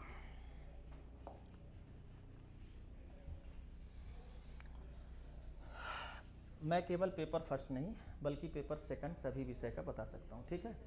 क्योंकि मेरी विषय है नहीं तो मैं थोड़ा थोड़ा सब पढ़ के रखा हूँ थोड़ा थोड़ा सब पढ़ के रखा हूँ। क्योंकि क्या है कि अब फिलॉसफी है ही नहीं कहीं, फिलॉसफी के विद्यार्थी भी नहीं हैं। पूरे देश में ढूंढेंगे फिलॉसफी के विद्यार्थी तो वो गिने चुने 100-150 मिलेंगे, 200, 500 मैक्सिमम 500 मिलेंगे जो फिलॉसफी में एपी देने की एलिजिबिलिटी रखते हों। 500 से ज़्यादा तो नहीं मिलेंगे। अभी पेपर हुआ तो हमें लग रहा था कि खूब सारे लोग होंगे फिलॉसफी के जो आएंगे, है ना, है ही नहीं, लोग ही नहीं हैं। और जो है भी वो भूल चुके हैं कि हमने फिलॉसफी पढ़ा है भूल चुके हैं, सब्जेक्ट ही ऐसी है। सरकार के पास फिलॉसफी वालों के लिए अभी तक नौकरी ही नहीं है, स्कूल में भी नहीं है। जैसे राजनीति विज्ञान स्कूल में है, भूगोल स्कूल में है ना, लगभग सभी सब्जेक्ट स्कूल में है। पीजी आपने जूलॉजी से किया है तो बायोलॉजी पढ़ाने के लिए दे ही देंगे, केमिस्ट्री से किया है तो केमिस्ट्री पढ़ाने के लिए दे देंगे, फिलॉसफी पढ़ा है तो साइकोलॉजी तो केंद्रीय स्कूलों में है शायद, पर फिलॉसफी तब भी नहीं है। जानते हैं आप लोग फिलॉसफी? पहली बार तो नहीं सुन रहे फिलॉसफी? फिलॉसफी के डायलॉग सुने हैं? डायलॉग फिलॉसफी से ही आते हैं, सही सुना है आपने फिलॉसफिकल डायलॉग सुने हैं। भाई इनसे भी बात कर ले थोड़ा बहुत, कुछ है क्या ऐसा जो, अच्छा तुम नहीं बताओगे, कोई बात नहीं, ठीक। तो अभी जिन सब्जेक्ट के नहीं आए हैं, जैसे कई सारे लोग उधर ऑनलाइन में पूछ रहे हैं, वो सब अवेलेबल है, धीरे धीरे सब हो जाएगा। हमारा तो पूरा प्लान ही है। नेट में कितने सब्जेक्ट लिस्टेड हैं? 106 नहीं, 83 नहीं भाई, 103, हाँ कोई सही बोल रहा है, 103 है ना, 103 लिस्टेड है, ठीक। 103 में कुछ डांस, संस्कृत, उर्दू, वेदा, है ना, ये सब भी हैं। पर यदि बड़े सब्जेक्ट देखें तो लगभग वो 60 बड़े सब्जेक्ट हैं जिसपे लोग हैं। वैसे सबसे बड़े सब्जेक्ट देखें तो 20 सब्जेक्ट हैं जो सबसे बड़े, जैसे history, geography, political science, economics, sociology, ऐसे करके तो लगभग 20। तो अभी हम लोग लगभग 20 बड़े सब्जेक्ट पर नेट का भी प्लान कर रहे हैं पूरा, ठीक, एक व्यवस्थित तरीके से, सिस्टमेटिक तरीके से 20 सब्जेक्ट का, उसके बाद 60 सब्जेक्ट का, फिर उसके बाद 103 सारी सब्जेक्ट को डिलीवर करने का प्लान है, ठीक। हाँ ज़्यादा हो जाएगा हमारा प्लान है कि इस मंच से वो नेट के जितने भी पेपर हैं, जितना भी सब्जेक्ट है, यदि लोग मिलते हैं, चाहे वो देश के किसी भी कोने से मिले, से मराठी कहाँ मिलेगी, महाराष्ट्र से कोई मिलेगा तो उनको ऑनलाइन कनेक्ट करेंगे, है ना। और बाकी की जो भाषाएं वाली हैं वो अपने अपने राज्य पे मिलेंगे तो उनको ऑनलाइन कनेक्ट करने का प्रयास करेंगे, ठीक। कोशिश हमारी यही है, धीरे धीरे करके, इकट्ठा नहीं हो पाएगा। तो एक तो वो कोशिश है। दूसरा, आपको मैं पहले तो पेपर फर्स्ट और पेपर सेकंड बता दूं, फिर प्लान कैसे करना है। देखिए, पढ़ने के तरीके पर चाहे आप जो पढ़ें, बहुत पहले से जब मैं पढ़ा रहा हूं, लगभग पीएससी के क्षेत्र में 2016 से पढ़ा रहा हूं, पहला बैच जब हमने पीएससी का पढ़ाया था, तो हमने पूरे सिस्टम को देखा और यूपीएससी में पढ़ रहा था। तो एक तो अभी जो आपको दिमाग में रखना है, चाहे आप पेपर फर्स्ट पढ़ो या पेपर सेकंड पढ़ो, ठीक। हमारे नई शिक्षा नीति में आज ही सुबह हम लोग देख रहे थे, पढ़ा रहे थे कि नई शिक्षा नीति जो है, राष्ट्रीय शिक्षा नीति जिसको कहेंगे, वो मूल्यांकन करेगी अवधारणात्मक। प्रवेश परीक्षा और व्यावसायिक परीक्षा दोनों का जो मूल्यांकन होगा, वो अब जो मूल्यांकन होंगे वो कैसा होगा, अवधारणात्मक, मतलब अवधारणा आधारित मूल्यांकन होगा। ये बात राष्ट्रीय शिक्षा नीति में आज कही जा रही है और मैं 2016 से कह रहा हूँ कि भाई देखो ऐसे पढ़ना चाहिए, ठीक है। तो एक तो कॉन्सेप्ट पढ़ना है, सब्जेक्ट आपका चाहे कुछ भी हो, बिना थीम, कॉन्सेप्ट का मतलब होता है थीम, है ना, बिना थीम समझे आपका काम नहीं होना है। चाहे वो MPPSC का पेपर हो, चाहे नेट JRF का पेपर हो, चाहे वो सिविल सेवा का पेपर हो, किसी भी परीक्षा का पेपर हो, उसमें आपको समझनी है क्या, थीम। थीम की तुलना मैं अक्सर फ्रेम से करता हूँ। किससे? ये फ्रेम है, ये यही थीम है, ठीक है। इसको मैं कॉन्सेप्ट बोलता हूँ। इसके बाद अब इसमें क्या क्या आता है वो समझेंगे। थीम के बाद मैं अक्सर बोलता हूँ कि इस फ्रेम के अंदर आपको रंग भरने हैं, और रंग को मैं बोलता हूँ फैक्ट। क्या? डेटा, तथ्य। तो जब आप पढ़ रहे हो तो एक तो आपको कॉन्सेप्ट पढ़ना है, दूसरा तथ्य पढ़ना है। तथ्य का मतलब क्या ला दिए भाई?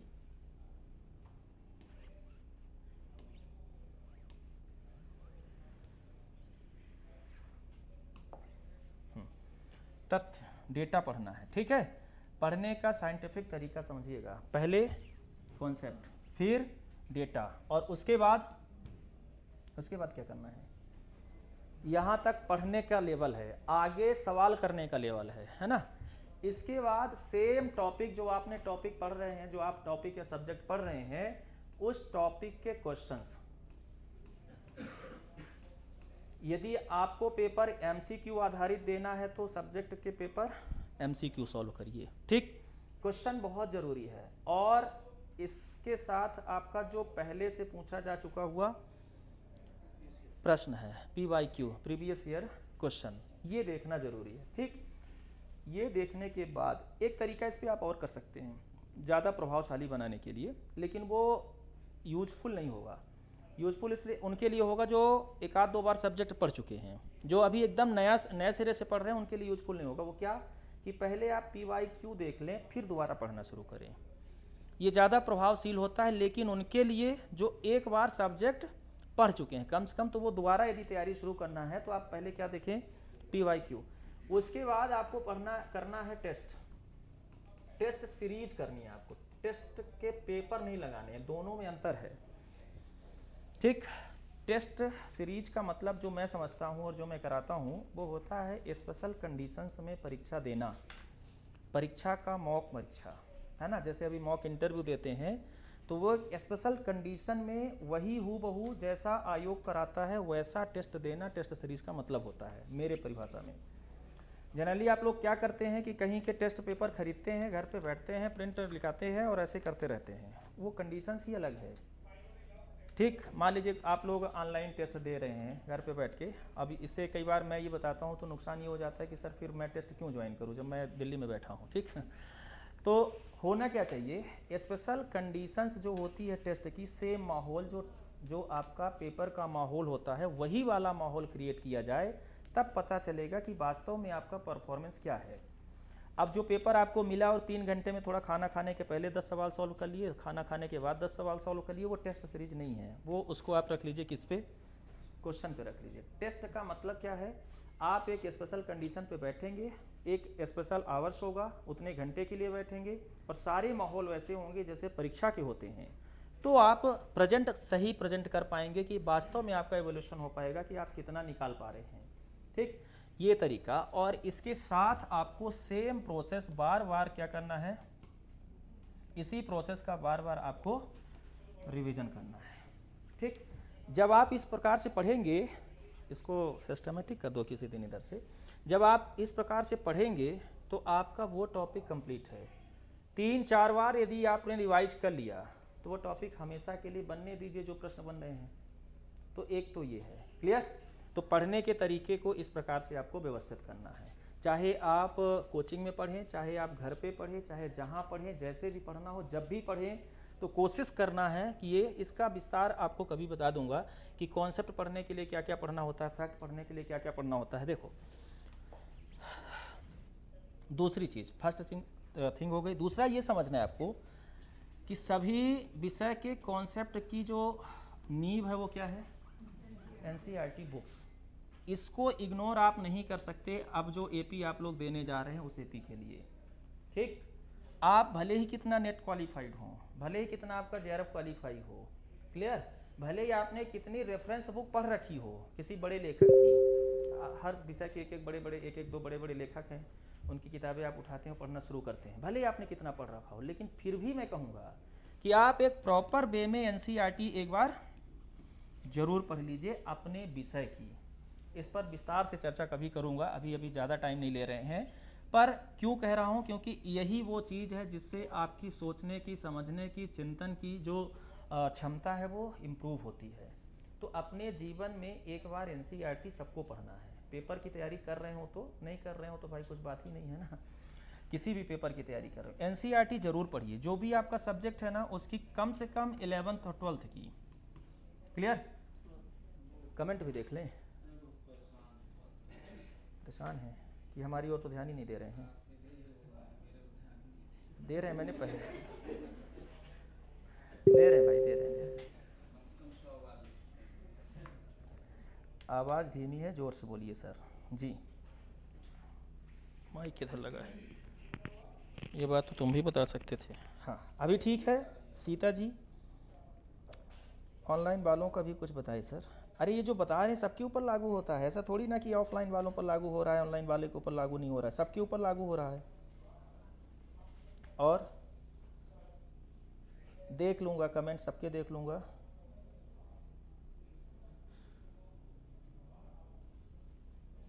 हिंदी वाला कोई नहीं दिख रहा है, कॉमर्स में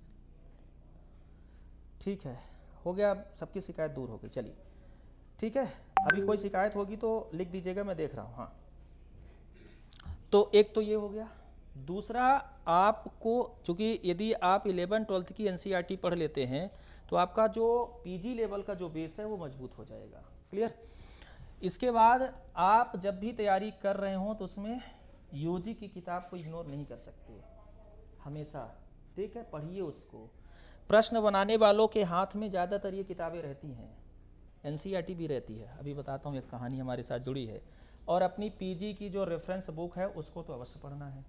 अभी आपके पास यदि आयोग के टाइम के हिसाब से चलें तो 6 महीने का टाइम है, 5, एक ख़त्म हो गया, एक तो अभी हाँ ख़त्म हो गया ना। आयोग के हिसाब से कहें 5 साढ़े 5 महीने का टाइम है। तो जो एक बार पढ़ चुके हैं उनको तो जल्दी जल्दी पढ़ाया जा सकता है, लेकिन जो इसमें नए लोग आए होंगे और वो पीएचडी के होंगे, नेट के नहीं होंगे, तो और दिक्कत है। ठीक है, पीएचडी वालों के साथ एक समस्या है कि वो नेट जितना नहीं पढ़ते कभी। पीएचडी तो एक टॉपिक पर होती है ना, पढ़ना तो सब रहता है। और नेट वालों के साथ ये अच्छी बात है कि एक बार कम से कम सब पढ़े होते हैं, पर एमपी का जो है वो सब गड्ढ-मड्ढ कर देता है ना। सब समझ ही नहीं आता कि हो क्या रहा है, खेल क्या होगा, ये नहीं समझ में आता। तो इस बार संभल के आएंगे। जो मान लीजिए बाहर के लोग भी होंगे, पश्चिम बंगाल से आएंगे, उत्तर प्रदेश से आएंगे, वो समझ के आएंगे कि अच्छा एमपी में कुछ अलग ही चलता है खेल, है ना। और वो खेल वो पेपर से बार बार मैच करेंगे। एक पेपर मिल ही गया होगा सबको ऐसा क्या था जो समझ में नहीं आया था, ये बार बार देखिए, ये वाला नहीं समझ में आया था, है सब्जेक्ट का ही पर समझ में नहीं आएगा, तो वो हो जाएगा। तो इनको आपको पढ़ने के क्रम में रखना है, ठीक। और बार बार आपके पास जितनी PYQ की किताबें हो सकती हो सब रखिए, आपके सब्जेक्ट में जो प्रचलित हो, ठीक। और जो बेहतरीन टेस्ट सीरीज हो उसको लगाइए, और कोशिश करिए कि स्पेशल कंडीशन पे वो टेस्ट सीरीज दी जा रही हो, ठीक है। तो ये एक तरीका जब आप पालन करेंगे, एक वो वाला, दूसरा ये वाला, तो फिर ऐसा क्या रह जाएगा जो परीक्षा नहीं निकलेगी। परीक्षा तो तब नहीं निकलती जब पढ़ते कम हैं, और ये सब काम करने आए हैं तो पढ़िए इसको, ठीक। अब रोल निश्चित रूप से पेपर सेकंड का रोल बहुत ज़्यादा है, वही प्राण है। पेपर फर्स्ट का जो रोल है वो कम तो नहीं है, पर यदि यही सिस्टम उन्होंने अपनाया 200 का और 600 का, 600 का, है ना, यही यदि रहा, आ जाना चाहिए अब तक कि हम ये पूछेंगे सिलेबस में, क्योंकि अभी सिलेबस जारी नहीं हुआ है, अभी केवल नोटिफिकेशन जारी हुआ है। तो हो सकता है कुछ इधर उधर करें। वर्तमान स्थिति को देखकर मुझे तो लग नहीं रहा है कि चेंज करेंगे, पर मान लेते हैं यदि कुछ चेंज करें, अंक में इधर उधर बदलाव करें। और 100 नंबर का इंटरव्यू, इस बार मुझे लगता नहीं कि आयोग इंटरव्यू लेगा ठीक, मुझे नहीं लगता कि इस बार इंटरव्यू लेगा। लेता है तो अच्छी बात है। हाँ, क्यों नहीं लेगा, थक गए होंगे इंटरव्यू लेते लेते, वो है ना। हाँ, नहीं लिया था, मैं तो शुरू से कह रहा हूँ, 10 जून से कह रहा हूँ कि इंटरव्यू ना लेना भैया, आप नहीं ले पाओगे। अब लेना चाहिए। बॉटनी के कब से क्लास चालू? बॉटनी शुरू होने वाली है सर, आप केवल ऑफलाइन वालों को ही नहीं, ऐसा नहीं है, ऑनलाइन वालों को भी देख रहा हूँ, है ना। बाद में मैंने शुरू में बोला था कि मैं कमेंट देख लूँगा, आप सबके प्रश्न का उत्तर दे दूँगा, चिंता ना करें, सबको पढ़ाएंगे, है ना। तो पहले ही मैंने 9 जून को कहा था कि सर आप लोग को ऐसा करना चाहिए कि इंटरव्यू के अभी भी टाइम है, कह दीजिए कि इंटरव्यू नहीं लेंगे। अब ले रहे हैं, 8 मिनट का, 10 मिनट का, 12 मिनट का इंटरव्यू चल रहा है, उस इंटरव्यू का कोई खास मतलब नहीं है, कोरम पूरा किया जा रहा है। तो अभी अगस्त, सितंबर, अक्टूबर तक इंटरव्यू लेते लेते आयोग थक जाएगा, फिर सोचेगा कि नहीं यार ये काम ठीक नहीं था, 17 वाला ही ठीक था। तो हो सकता है ऐसा भी हो कि इंटरव्यू ना ले लेते हैं तो तैयार रहिए, अच्छी बात है ना। आपको तो अभी आपके पास यही सिस्टम है, 100 नंबर का इंटरव्यू, 200 नंबर का पेपर फर्स्ट और 600 नंबर का, ठीक है। अभी यही सिस्टम है, मान के चल रहे हैं यही सिस्टम रहेगा। अभी बहुत सारा बवाल हुआ है, तो हो सकता है कि इंटरव्यू के अंक कम करके 50 भी कर दिए जाएँ, 25 भी कर दिए जाएँ, पर काम तो उतना ही रहेगा उनके लिए। चाहे आप 10 नंबर का इंटरव्यू लो, चाहे आप 100 नंबर का इंटरव्यू लो, इंटरव्यू के लिए बुलाना तो पड़ेगा ही लोगों को। कितने लोग इंटरव्यू दे रहे होंगे बताइए? नहीं, यहाँ पे नहीं है। आयोग में टोटल संख्या पूछ रहा हूँ, 4500 के आसपास, ठीक। हाँ, मतलब सब मिला दें तो लगभग 5000 का सिनेरियो रख लीजिए, है ना, 5000 के आसपास। अब वो 5000 इंटरव्यू कराना किसी एक संस्था के लिए इतनी छोटी बात नहीं होती है। वो तो एपी बस का 5000 है, सिर्फ एपी का है। अभी इतने सारे, कम से कम 25 एग्ज़ाम का अभी कैलेंडर जो आया था, तो कम से कम 10 एग्ज़ाम और हैं, ठीक। जैसे एक एग्ज़ाम जिसकी हम लोग तैयारी करवा रहे हैं ITI प्रिंसिपल की है, मान लीजिए, उसमें 1000 लोग हैं, लगभग 850 लोग हैं एक परीक्षा में। और ऐसे यदि 10 परीक्षा हुए तो 5-7 हज़ार और कम से कम, और लगभग 10,000 लोगों का इंटरव्यू। आयोग तो दिन भर इंटरव्यू पे ही बैठा रहेगा, है ना, साल भर होगा। साल भर 10 से 4 बजे तक तो आयोग के जो मेंबर हैं वो वहीं बैठे रहेंगे, दूसरा काम कब करेंगे भाई? तो ये समस्या है। हो जाता है तो अच्छी बात है, नहीं होता है तो और अच्छी बात है ना। मैं तो यही मानता हूँ। आयोग में इंटरव्यू में बुलाते हैं सब्जेक्ट एक्सपर्ट, तो वो प्रॉपर MP वाले जो यूनिवर्सिटी से होने कहते हैं या कहीं के भी? MP वालों को जनरली बाइकआउट करते हैं, नहीं बुलाते हैं, बाहर से बुलाते हैं। जनरली पहली कोशिश होती है सेंट्रल यूनिवर्सिटीज़ के प्रोफेसर्स को बुलाने की, ठीक। तो सेंट्रल यूनिवर्सिटीज़ इसलिए ताकि किसी के एक यूनिवर्सिटी से ना हो, किसी के एक राज्य से ना हो, है ना, समझ रहे हैं ना, किसी एक खास राज्य की यूनिवर्सिटी से ना हो। तो कई बार कोशिश ये की जाती है कि वो सेंट्रल यूनिवर्सिटीज़ जो हैं उनसे बुला लेते हैं, या कुछ राज्यों की जो पर्सनल, मतलब कुछ मतलब प्राइवेट नहीं कहना चाहिए, कुछ यूनिवर्सिटीज़ जो हैं वहाँ से बुला सकते हैं। कॉलेज नहीं, यूनिवर्सिटीज़ से बुला लेते हैं। वो ऐसा हो सकता है, वो अपने MP के राज्यों से, मतलब दूसरे राज्यों की यूनिवर्सिटी से बुला लेंगे यदि सेंट्रल नहीं है तो, ठीक है। हाँ, बिना सेंट्रल के भी राज्य की यूनिवर्सिटी से। तो जनरली कोशिश यही की जाती है। फिर जब नहीं मिलते हैं, अब ये भी सोचिए कि हर विषय के 2-2 प्रोफेसर आ रहे हैं, ठीक, कम से कम 2-2 प्रोफेसर्स आ रहे हैं, विशेषज्ञ आ रहे हैं, और उनको रुकना है। 5000 बच्चों का इंटरव्यू, मतलब सबका मिला दें सारी सब्जेक्ट का, तो सब प्रोफेसर आएंगे, रुकेंगे, बहुत खर्चीला काम हो जाता है ना। रुकने के लिए उनको डिलक्स टाइप का होटल जो बुक किया जाता है, उनके खाने पीने की व्यवस्था, बहुत खर्चीला काम है ना। तो जो आपसे सुधार वाला पेपर का जो सुधार कराएं आप लोग पैसा ले रखे हैं वही खर्चा होता है। आपत्ति जो लगा कि आपने 50-50 रुपये, इस बार शायद 75 रुपये लिए थे ना, 100 ना आपने दिया है तो जो 100 रुपये लेके रखे हैं वो वाला पैसा शायद इस बार इंटरव्यू पे खर्च कर दें, है ना। लौटाते तो है नहीं कभी, प्रावधान में है लौटाना ना, तो लौटाते नहीं है, लौटाते कभी नहीं है। वो भी जानते हैं कि ऑनलाइन वाले ले लेंगे, बच्चों तक तो पहुँचेगा नहीं, तो हम ही रखे रहे हैं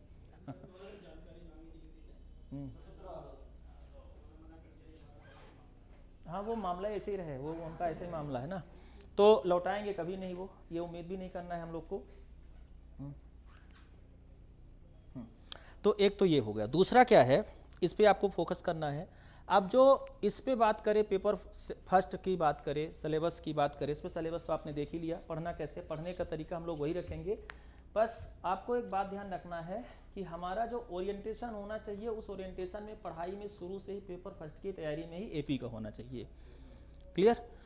सिविल सेवा वाला ओरिएंटेशन यहाँ काम नहीं आएगा, ठीक, ये बात दिमाग में रखना है। पहली मिस्टेक जो जहाँ से शुरू से करते हैं वो हो जाती है। तो इसमें अदर एग्जाम वाला ओरिएंटेशन यहाँ पे काम नहीं आना है, आपको ओरिएंटेशन ही AP का रखना है। हिस्ट्री पढ़ रहे हो तो AP के ओरिएंटेशन से। अब ये जैसे मान लीजिए किसी का हिस्ट्री है और उन्होंने मध्य प्रदेश का इतिहास पढ़ा, तो वो उनको इसमें भी काम आ जाए, ये ओरिएंटेशन होना है, ठीक है। दूसरा आपका जो टेस्ट पेपर हो, पढ़ाई के बाद जो आपका एमसीक्यू हो, पीवाईक्यू हो, तो पीवाईक्यू तो हम कोई भी इस्तेमाल कर सकते हैं, पर जो आपका टेस्ट पेपर हो वो एपी के लिए स्पेसिफाई निर्मित हो, तो वो रिसर्च आ पाएगा, है ना। तो वो डिमांड पूरी हो पाएगी जो डिमांड इसके लिए चाहिए। तो चाहे हिस्ट्री हो, चाहे ज्योग्राफी पढ़ रहे हो, चाहे आपका कल्चर पढ़ाया जा रहा हो, जो भी पढ़ रहे हो, तो आपका तैयारी का जो ओरिएंटेशन है उसमें आपको शामिल करना है कि ये पेपर किसके लिए पढ़ रहे हैं, एपी के लिए पढ़ रहे हैं, है ना, अदर एग्जाम के लिए नहीं, एपी के लिए पढ़ रहे हैं। और एपी के लिए पढ़ेंगे तब जा करके आप उसको सही तरीके से ट्रैकल कर पाएंगे, सही तरीके से प्रश्नों को समझ पाएंगे। अभी आप लोग ये काम, अब पढ़ना क्या है ये भी सवाल होना चाहिए आपको कि सर क्या पढ़ें जो एपी के लिए हो। तो रेफरेंस बुक हमारे दृष्टि से एक ही है, क्या, हिंदी ग्रंथ अकादमी की 2 किताबें, ठीक, 2-3 किताबें आती हैं, उनको आपको पढ़ लेना। हाँ, पुराना कंटेंट है लेकिन मानते तो वही हैं, लास्ट में गलतियां भी है, ये भी सही बात है, बिल्कुल एग्री करता हूँ, लेकिन वही गलती ही मान लेते हैं, अब करेंगे क्या। ठीक, बस मार्केट की अपडेटेड किताब में बता दूंगा आप लोग को, अलग से बता दूंगा, जो उसको आप कुछ सेक्शन पढ़ सकते हैं, ठीक है। तो अभी ये किताब सिलेक्शन तक वाले सर लिख रहे हैं, शायद आ गई हो उनकी, तो मैं डिस्कस करके बताता हूँ उसको, एक बार मैं देखूंगा फिर बता दूंगा आपको कि उन्होंने अपडेटेड अभी लॉन्च की है, बात कर लेंगे उनके बारे में कि क्या हो सकता है, ठीक है। अपडेटेड किताब से आप क्या पढ़ सकते हैं, अपडेटेड किताब से आप कंटेंट ले सकते हैं, जानकारी ले सकते हैं, हिस्ट्री वाला पोर्शन, ज्योग्राफी वाला पोर्शन, लेकिन ज्योग्राफी से एक भी प्रश्न हमने देखा बाकी की किताबों में नहीं फंसेंगे आपको। ज्योग्राफी की जो किताब चलती है हिंदी ग्रंथ अकादमी की, उनमें सारे क्वेश्चन हैं, एक एक लाइन की हमने वो भेजी है, रेफरेंस भेजा है अंडरलाइन करके, पीला करके, उसको हाईलाइट करके। तो अब रही बात ये कि बड़ी लेंदी है और उसको पढ़ना समझना थोड़ा सा मुश्किल है, पर अब तो आप लोग प्रोफेसर बनने जा रहे हैं तो चाहें तो वो किताब लें, नीलकमल शर्मा की किताब आती है वो मध्य प्रदेश भूगोल, उससे पढ़िए, उसमें भूगोल भी है, थोड़ा बहुत राजनीति और संसाधन भी है। मध्य प्रदेश के इतिहास को पढ़ने के लिए सबसे अच्छी किताब है अतीत और आज, अतीत और आज अच्छी किताब है, हिंदी ग्रंथ अकादमी की किताब है, उसको पढ़िए, वो टाइम लेगी किताब, वो एनसीईआरटी जैसे टाइम लेती है ना, वो टाइम लेगी किताब, लेकिन सर 2 मिनट और लूँगा, ठीक है। लेकिन जब वो पूरा होगी तो वास्तव में जितने फैक्ट इधर उधर छूट जाते हैं ना, वो सब शामिल हो जाएगा, ठीक। तो वो पढ़िए आप, यदि पढ़ सकते हैं तो। पर पढ़ना कैसे है, पढ़ना उनको एक एक लाइन समझ करके ही है, तभी काम आएंगी। है थोड़ा लेंदी, पहले बता दे रहा हूँ, सारभूत में उनको आप चाहें तो जरूरी चीज़ पढ़ सकते हैं। और एक किताब मध्य प्रदेश हिंदी ग्रंथ अकादमी की संपदा नाम से आ रही है ना, ज्ञान संपदा नाम से, तो उसमें सारे विषय हैं। तो अपडेटेड जब आ जाए, अभी मत लीजिएगा, अभी उसकी अपडेटेड आने वाली है, अपडेट हाँ आएगी, वो शायद हालांकि थोड़ा लेट कर देंगे पर आएगी, फरवरी में शायद आ जाए। तो अपडेटेड वाली ज्ञान संपदा लीजिएगा, ज्ञान संपदा से आपका काम हो जाएगा एमपी का, ठीक है। करंट अफेयर्स की कोई भी मैगजीन उठा के पढ़ लीजिए, लेकिन सबसे सरल तरीका है जनसंपर्क की वेबसाइट, पीआईबी और जनसंपर्क की वेबसाइट सबसे अच्छा तरीका है। हमने इस बार जो करंट अफेयर्स कराया था पूरा पीआईबी और जनसंपर्क से कराया था, सारे प्रश्न का करंट के, ठीक है, वो ही ऑथेंटिक सोर्स है। इसके अलावा सरकारी रिपोर्ट्स जो आती है, जैसे जो कोयला वाले प्रश्न नहीं मिल रहे थे, ऊर्जा वाले प्रश्न नहीं मिल रहे थे, है ना, कि सौर ऊर्जा के में मध्य प्रदेश का भी 8वां स्थान मान लिया था, पहले 4था स्थान हम लोग पढ़ा रहे थे, उसके लिए आपको रिपोर्ट्स ही पढ़नी पड़ेगी, ये तय है, वो और कहीं मिलेगा भी नहीं, है ना। और वो बहुत सूक्ष्म काम है ना। समय समय पर हम लोग यूट्यूब पर डालते भी रहते हैं, तो कोई यदि डाला है, आर्थिक समीक्षा ठीक ठाक रखा है यूट्यूब पर, किसी ने यदि आपके लिए अच्छा काम कर दिया है, जनसंख्या, जैसे जनसंख्या हमने बड़े अच्छे से संभागीय जनसंख्या उसी समय पढ़ाई थी, यूट्यूब पर फ्री पढ़ाई थी, तो ऐसी संभागीय जनसंख्या 9 जून वाले पेपर में पूछा था ना, संभाग की जनसंख्या, बड़ा डिस्प्यूट हुआ था, तो उसको लेकर के आप रिपोर्ट से अपडेट रहिए, कोशिश करिए कि अपनी एनर्जी सही दिशा में लगाइए, सबसे इम्पोर्टेंट बात है। आप पूरा ग्रंथ कोई भी पढ़ने के चक्कर में मत पढ़िए, सेलेक्टेड टॉपिक पढ़िए, वहाँ से यदि कुछ काम की चीज़ है तो निकालिए और आगे बढ़िए, है ना। और ऑथेंटिक सोर्स सबसे इम्पोर्टेंट है, सोर्स आपका सही रहेगा तो क्वेश्चन सही रहेगा, सोर्स गड़बड़ होगा तो क्वेश्चन फिर गड़बड़ हुए, फिर आप कितना भी पढ़ के जाए। जैसे बताया ना कि सौर ऊर्जा में ऐसा कुछ डेट दी हुई थी, पूछा था मध्य प्रदेश का स्थान, सारी किताबों में 4था स्थान, वो जो पूछ रहा है वो आंसर में 4था है ही नहीं, 8वां मान रहा है, देखा आप लोगों ने लास्ट वाले पेपर में शायद था ऐसा। तो वो फिर हमने उसका सोर्स ढूंढा, तो वो सोलर रिपोर्ट नाम, एनर्जी रिपोर्ट नाम की एक 519 पेज की रिपोर्ट थी, उसमें लिखा हुआ था, उससे वो लिखा भी नहीं था डायरेक्ट, वो कॉलम बने हुए थे, उसमें देखना था कि मध्य प्रदेश सोलर एनर्जी में ये 8वां स्थान आ रहा है। फिर लोगों ने कहा सर अब जितनी मार्केट में किताबें रहती हैं उनमें से लोगों ने कहा सर आप ऑब्जेक्शन लगा सकते हैं। हमने कहा नहीं लगा सकते भाई, ये देख लो लिखा है। फिर भेजा भी हमने ग्रुपों पर, ठीक है। तो आप लोग ग्रुपों में है क्या हमारे? कहीं ना कहीं होंगे ही होंगे, है ना, देख लीजिएगा। हाँ हो गया, मेरी तरफ से आज इतनी बातें होनी है। हाँ हाँ बिल्कुल बिल्कुल, सब्जेक्ट की टेस्ट सीरीज भी होगी, सब्जेक्ट का क्लास भी होगा, दोनों चलेगा, दोनों चलेगा, है ना। वो एप्लीकेशन से क्लासेस और टेस्ट सीरीज का जनरली हम लोग PDF फॉर्मेट रख रहे हैं।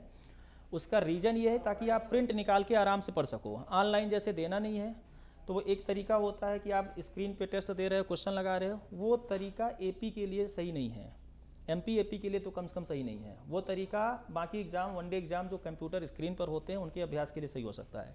इसीलिए हमने सारे टेस्ट सीरीज PDF पे रखी है, आपको PDF दे दी जाएगी। नुकसान ये होता है कि आप लोग शेयर कर लेते हैं तो दूसरे खरीदते नहीं हैं ये हम लोग का निजी नुकसान है। पर उस नुकसान से परे ये है कि फिजिबल हो जाता है कि प्रिंट निकाल के आराम से आप अपने हिसाब से करें, और प्रिंट निकाल के ही करना होता है, ठीक है। और कुछ? हाँ ऑफलाइन भी होगा, ऑफलाइन पेपर फर्स्ट तो होना ही है ऑफलाइन। हाँ ऑनलाइन सब्जेक्ट की क्लासेस देंगे वही सेम ऑफलाइन सेम ऑफलाइन रहेगा, ऑफलाइन ऑनलाइन सेम रहेगा। फीस बाद में पूछ लेना भाई, हाँ ग्रुप में डला हुआ है फीस वगैरह। आज ऑफर फीस थी, उसमें हमने सब जगह डाल रखा है, एक बार चेक करना या तो काउंटर पे पूछ लीजिएगा, ठीक है। और कोई सवाल? सेकंड पेपर का ऑफलाइन टेस्ट सीरीज नहीं होगा ना, होगा। फीस, अगर फीस ही पूछना है, सिलेबस पूछिए, कुछ और पूछिए, फीस तो हाँ।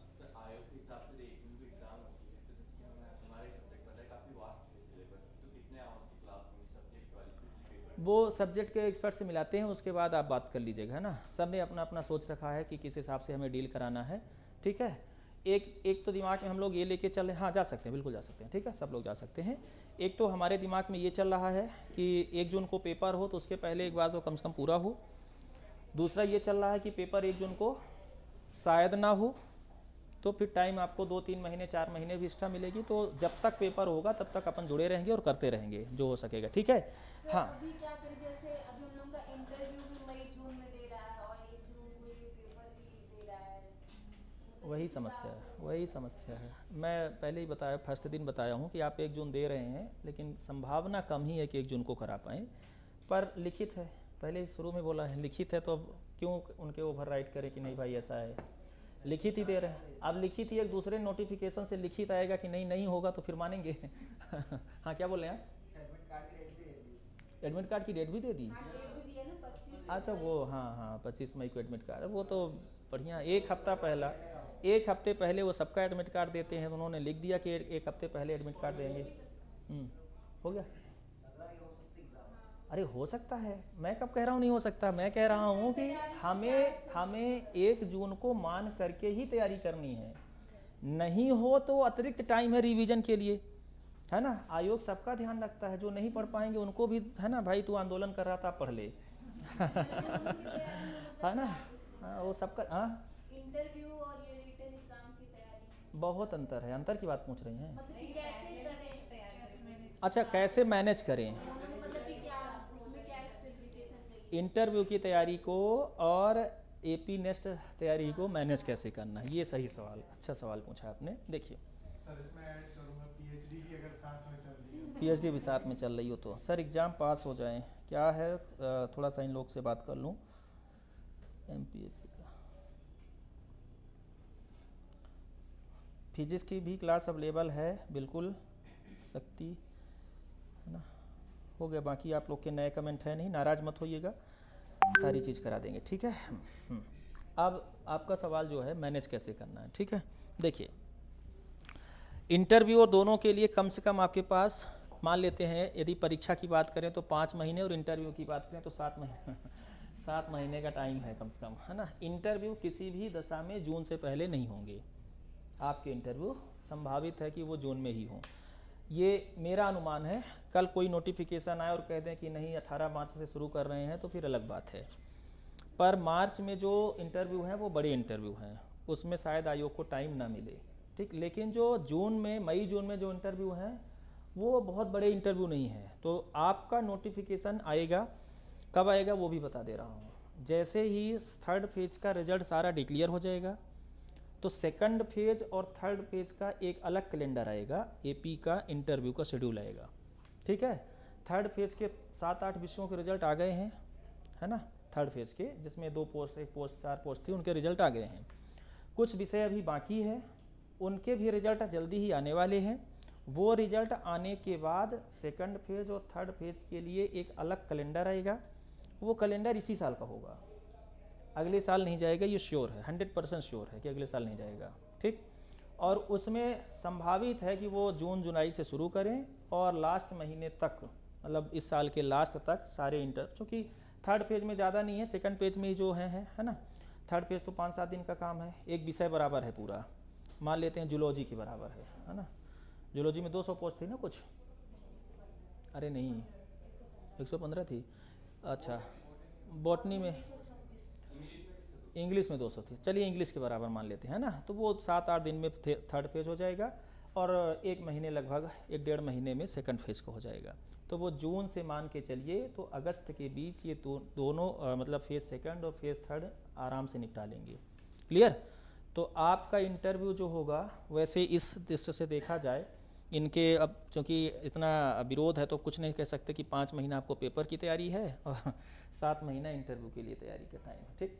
मान लेते हैं इसी 5 महीने में सब कुछ आपको करना है, ठीक। तो सब्जेक्ट तो आपको दोनों के लिए देखना ही देखना है। इंटरव्यू का जो सेशन है, उस सेशन में किसी भी तरीके से 1 से 1.5 महीने से ज़्यादा नहीं लगना इंटरव्यू की तैयारी में, चाहे आप जो भी पढ़ें। क्लियर? 1 से 1.5 महीने, जब भी आपका इंटरव्यू होना हो उसके 1-1.5 महीने लगेंगे तो काम हो जाएगा। पर्सनालिटी वाले पर काम कर लीजिए। करेंट आपको ऐसे भी तब का पढ़ना है जब आप इंटरव्यू देने जाएंगे।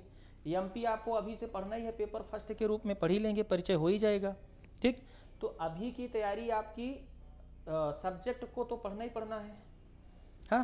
पर सब्जेक्ट में ओरिएंटेशन में अंतर है। इंटरव्यू का ओरिएंटेशन सब्जेक्ट का अलग है, अप्रोच अलग है, और पेपर सेकंड के रूप में एमसीक्यू के रूप में अलग है। तो आप एक बार इसको एनसीईआरटी से शुरू करिए बढ़िया बाकायदे से, उसमें आपका इंटरव्यू भी कवर हो जाएगा और ये भी कवर हो जाएगा। तो दोनों के बीच आपको बैलेंस ऐसे बनाना है कि टारगेट पे आपका अभी रिसेंटली 1 महीने पहले से इंटरव्यू हो जाना है, इंटरव्यू ओरिएंटेटेड हो जाना है आपको खुद को, ठीक। और अभी से यदि आप पढ़ रहे हैं तो धीरे धीरे अपना सब्जेक्ट एक बार अच्छे से पढ़ लीजिए, सब्जेक्ट और पेपर फर्स्ट दोनों, ठीक। तो पेपर फर्स्ट की जानकारी इंटरव्यू में काम आएगी, पेपर सेकंड की भी जानकारी इंटरव्यू में काम आएगी, पर 1 महीना पहले आपको फुली ओरिएंटेड हो जाना है इंटरव्यू के, जिनका निकला हुआ है। इसमें मैं कहता हूँ कई बार जिनका 70-75% है उनको ओरिएंटेड हो ही जाना है, लेकिन जिनका नंबर बहुत कम है, बहुत कम है, पता चल जाता है, पता चल जाता है ना, आंसर किसे पता चल जाता है, हाँ। ठीक। तो उसमें 1 महीना आपको पूरा जो डायमेंशन है वो इंटरव्यू का कर देना, मतलब इंटरव्यू के पक्ष से आपको अपने आप को ढाल लेना है, ठीक। हो गया। बाकी आपके कपड़े तो तैयार होंगे इंटरव्यू वाले, सूट बूट तैयार हो गए होंगे पहले से ही। सूट बूट तैयार होने के बाद शायद डेट आई थी कि अब नहीं होगा अभी ऐसा कुछ, है ना। तो सूट बूट तैयार रखे हुए हैं, दिमाग में आ ही गया कि प्रोफेसर बनना है ना। तो वो आप दोनों साथ साथ बड़े आराम से कर सकते हैं, ठीक। और कोई सवाल?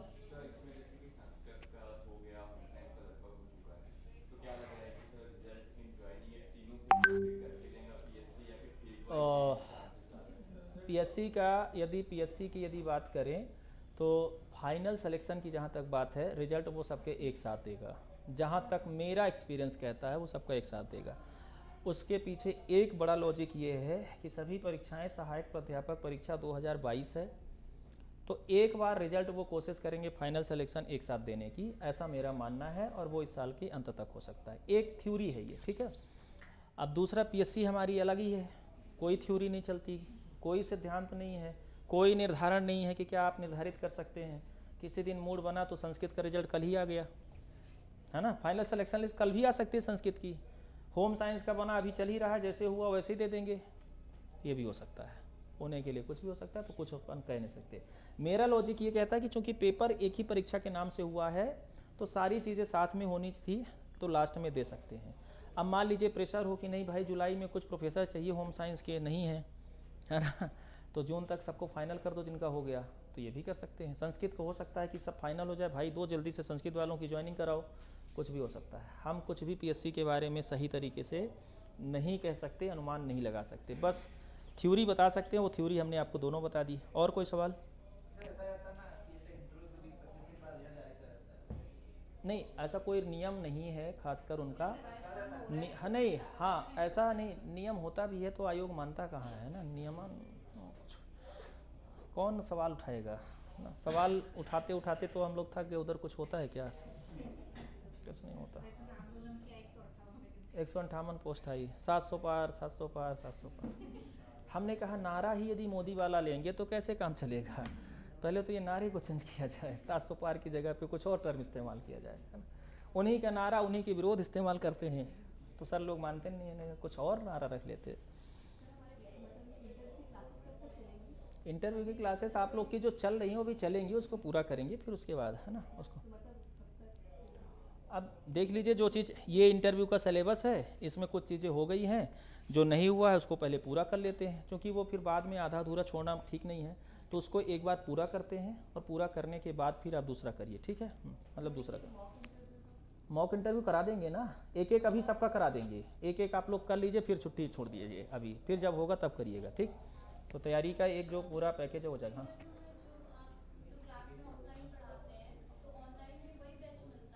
सेम सेम सेम सेम हाँ सेम क्लास ही, ऐसे ही क्लास ही जा रही है, जैसे अभी जा रही है ना ऐसे ही जाती है वो। ठीक है, ठीक है, अभी आप लोग जा सकते हैं। बहुत बहुत धन्यवाद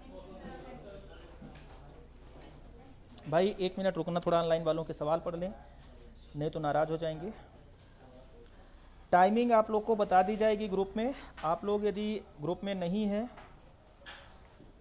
तो ग्रुप ज्वाइन कर लें। ग्रुप ज्वाइन करने के लिए आपको एक नंबर दे दिया जा रहा है, उस नंबर पे संपर्क कर लेंगे तो सबको बता दिया जाएगा। और इस चैनल पे जो लोग नए होंगे तो चैनल को सब्सक्राइब जरूर करके जाइएगा। सर जी जूलॉजी की क्लास कल से स्टार्ट हो रही है, ठीक है।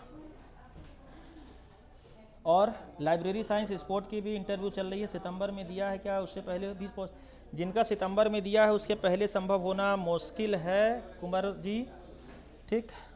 ग्रुप में नहीं है सर, ग्रुप में होने के लिए इस नंबर पे मैसेज कर दें, आपको ग्रुप में जोड़ दिया जाएगा। सब्जेक्ट लिखिएगा, नाम लिखिएगा और शहर लिखिएगा, ठीक है। सर लोग बैठे क्या? सर लोग बैठे हैं सब लोग? अच्छा ठीक ठीक, हाँ हो सकते हैं। सर ऑनलाइन ऑफलाइन दोनों क्लास मोड्स अवेलेबल होंगे, जैसे हाँ ऑफलाइन अगर लेते ऑफलाइन ले लेंगे दोनों। हाँ ऑफलाइन वालों के साथ ये सुविधा है कि ऑनलाइन क्लास भी मिल जाती है, ठीक है। तो कभी नहीं आ पाए, कभी क्लास छूट गई या फिर कहीं दूर है, कभी रिवाइज करना है तो वो बार बार मैं IIT से रोज नहीं आ पाऊंगा, तो मतलब मैं मिल चाहता जाएगा। हूँ कि वीकेंड अगर सैटरडे संडे हो रहा है तो मैं पूरे दिन अटेंड करूँ। बिल्कुल कर लीजिए, कोई दिक्कत नहीं, बाकी दिन ऑनलाइन ऐसा कोई दिक्कत नहीं, कोई दिक्कत नहीं, ठीक है। हाँ इधर हाँ पूछना था कि जैसे मैं अभी जो है प्रयागराज से आई हूँ कोचिंग करने के लिए, ये इंटरव्यू के लिए। इंटरव्यू की, हाँ तो मतलब मुझे कुछ समझ नहीं आ रहा है कितने ड्यूरेशन के लिए मुझे यहाँ रहना है, क्योंकि मेरी PhD भी कंटिन्यू चल रही है। तो सर एक लास्ट मतलब आप एक बता दीजिए कि अभी करूँ